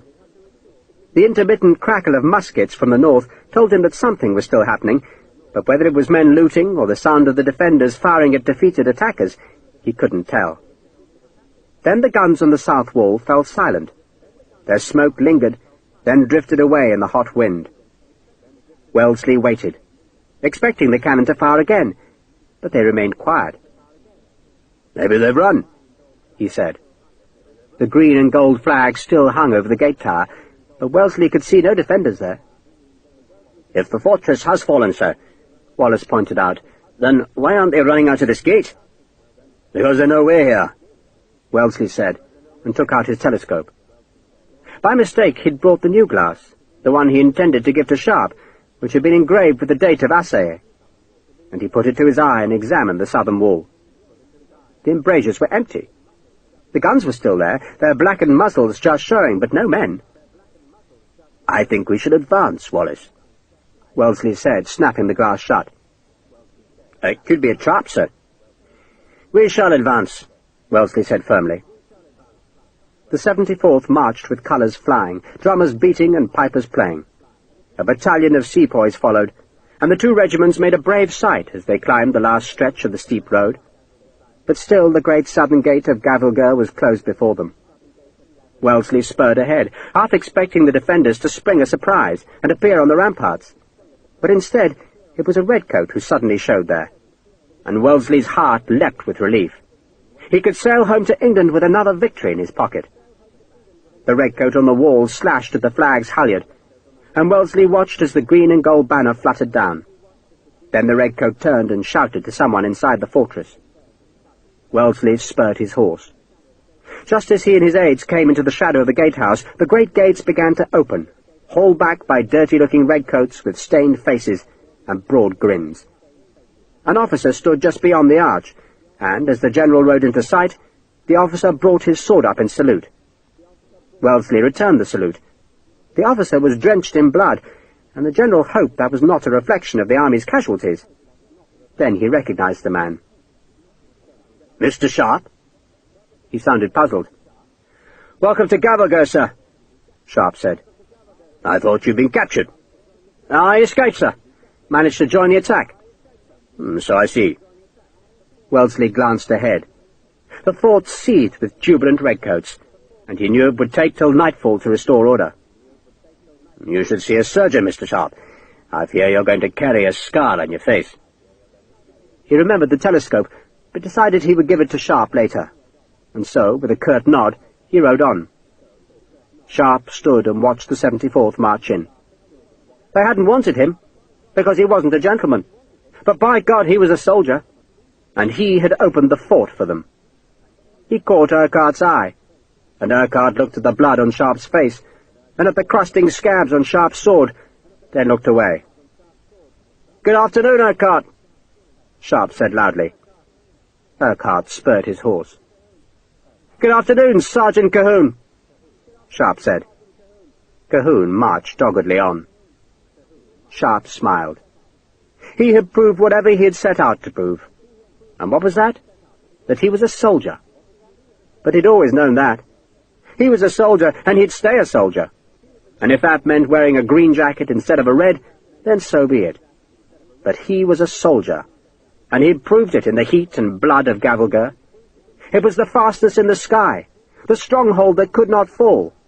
And now it was Sharpe's fortress. Historical note. I've done the 94th, sometimes known as the Scotch Brigade, and their light company, which was led by Captain Campbell, a great disservice. For it was they, and not Sharpe, who found the route up the side of the ravine, and then across the inner fort's wall at Gavelgher, and who then assailed the gatehouse from the inside, and, by opening the succession of gates, allowed the rest of the attacking force into the fortress. Fictional heroes steal other men's thunder, and I trust the Scots will forgive Sharpe. The Captain Campbell whose initiative broke Gavelgher's defence was not the same Campbell who was one of Wellesley's aides, and who had been the hero at Ahmednugger. The 33rd's Light Company was not at Gavelgher. Indeed, the only British infantry there were Scottish regiments, the same Scotsmen who shocked Scindia's army into rout at Assaye, and took the brunt of the Arab attack at Argaum.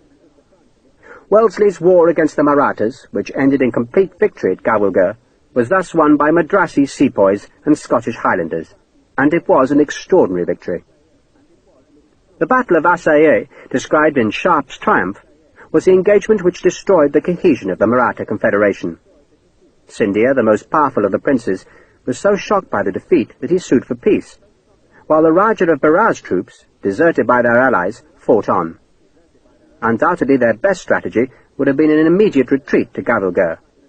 But Manu Bapu must have decided that he could stop the British, and so decided to make his stand at Argaum. The battle happened much as described in this novel. It began with an apparent Maratha advantage when the sepoys on the right of Wellesley's line panicked, but the general calmed them, brought them back, then launched his line to victory. The Scots, just as they had been at Assaye, were his shock troops, and they destroyed the Arab regiment that was the best of Bapu's infantry. There were no Cobras in Bapu's army, and though William Dodd existed, and was a renegade fugitive from the East India Company army, there's no record of his having served Berat. The survivors of Argaum retreated north to Gavelgher. Gavelgher is still a mightily impressive fortress, sprawling over its vast headland high above the Deccan plain. It's deserted now, and was never again to be used as a stronghold after the storming on the 15th of December, 1803. The fort was returned to the Marathas after they made peace with the British, and they never repaired the breaches which are still there, and, though much overgrown, capable of being climbed. No such breaches remain in Europe, and it was instructive to discover just how steep they are, and how difficult to negotiate, even unencumbered by a musket or sword. The great iron gun which killed 5 of the attackers with a single shot still lies on its emplacement in the inner fort, though its carriage has long decayed, and the barrel is disfigured with graffiti. Most of the buildings in the inner fort have vanished, or else are so overgrown as to be invisible. There is, alas, no snake pit there. The major gatehouses are still intact, without their gates, and a visitor can only marvel at the suicidal bravery of the men who climbed from the ravine to enter the twisting death trap of the inner fort's northern gate. Defeat would surely have been their reward, had not Campbell and his light company found a way up the side of the ravine, and with the help of a ladder scaled the wall and so attacked the gates from the inside. By then Beni Singh, the Killadar, had already poisoned his wives, lovers, and daughters. He died, like Manu Bapu, with his sword in his hand.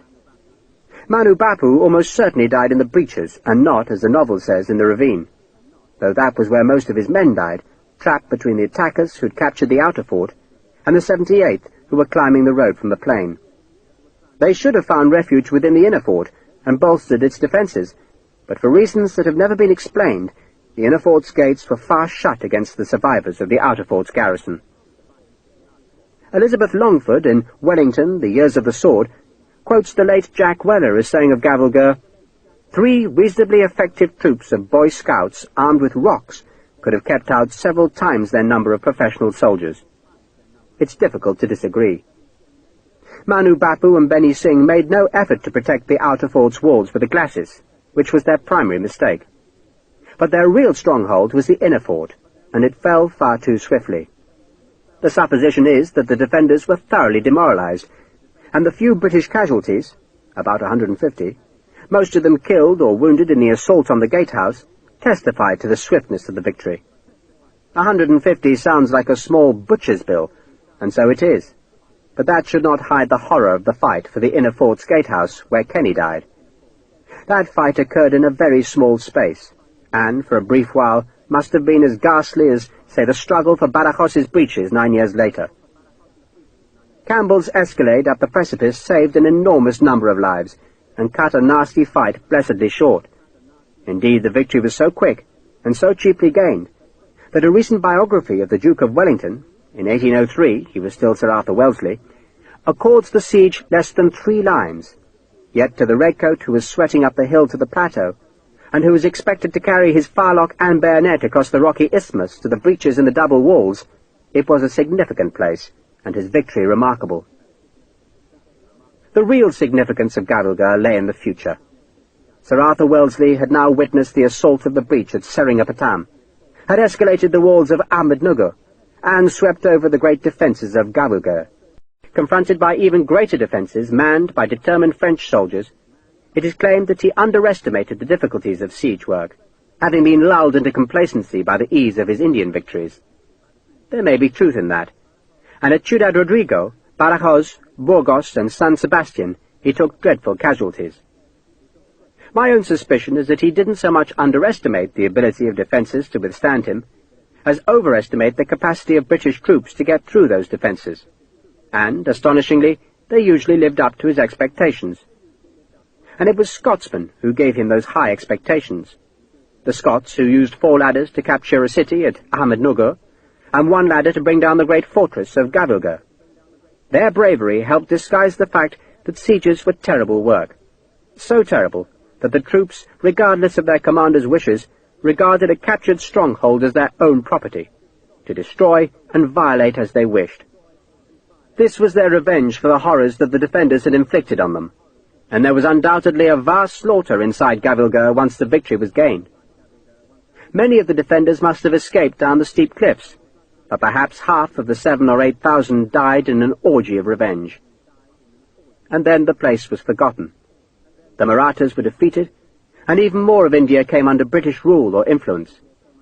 But Sir Arthur Wellesley was done with India. It was time to sail home and look for advancement against the more dangerous and nearer enemy, France. It will be 4 years before he sails from England to Portugal, and to the campaign that will raise him to a dukedom.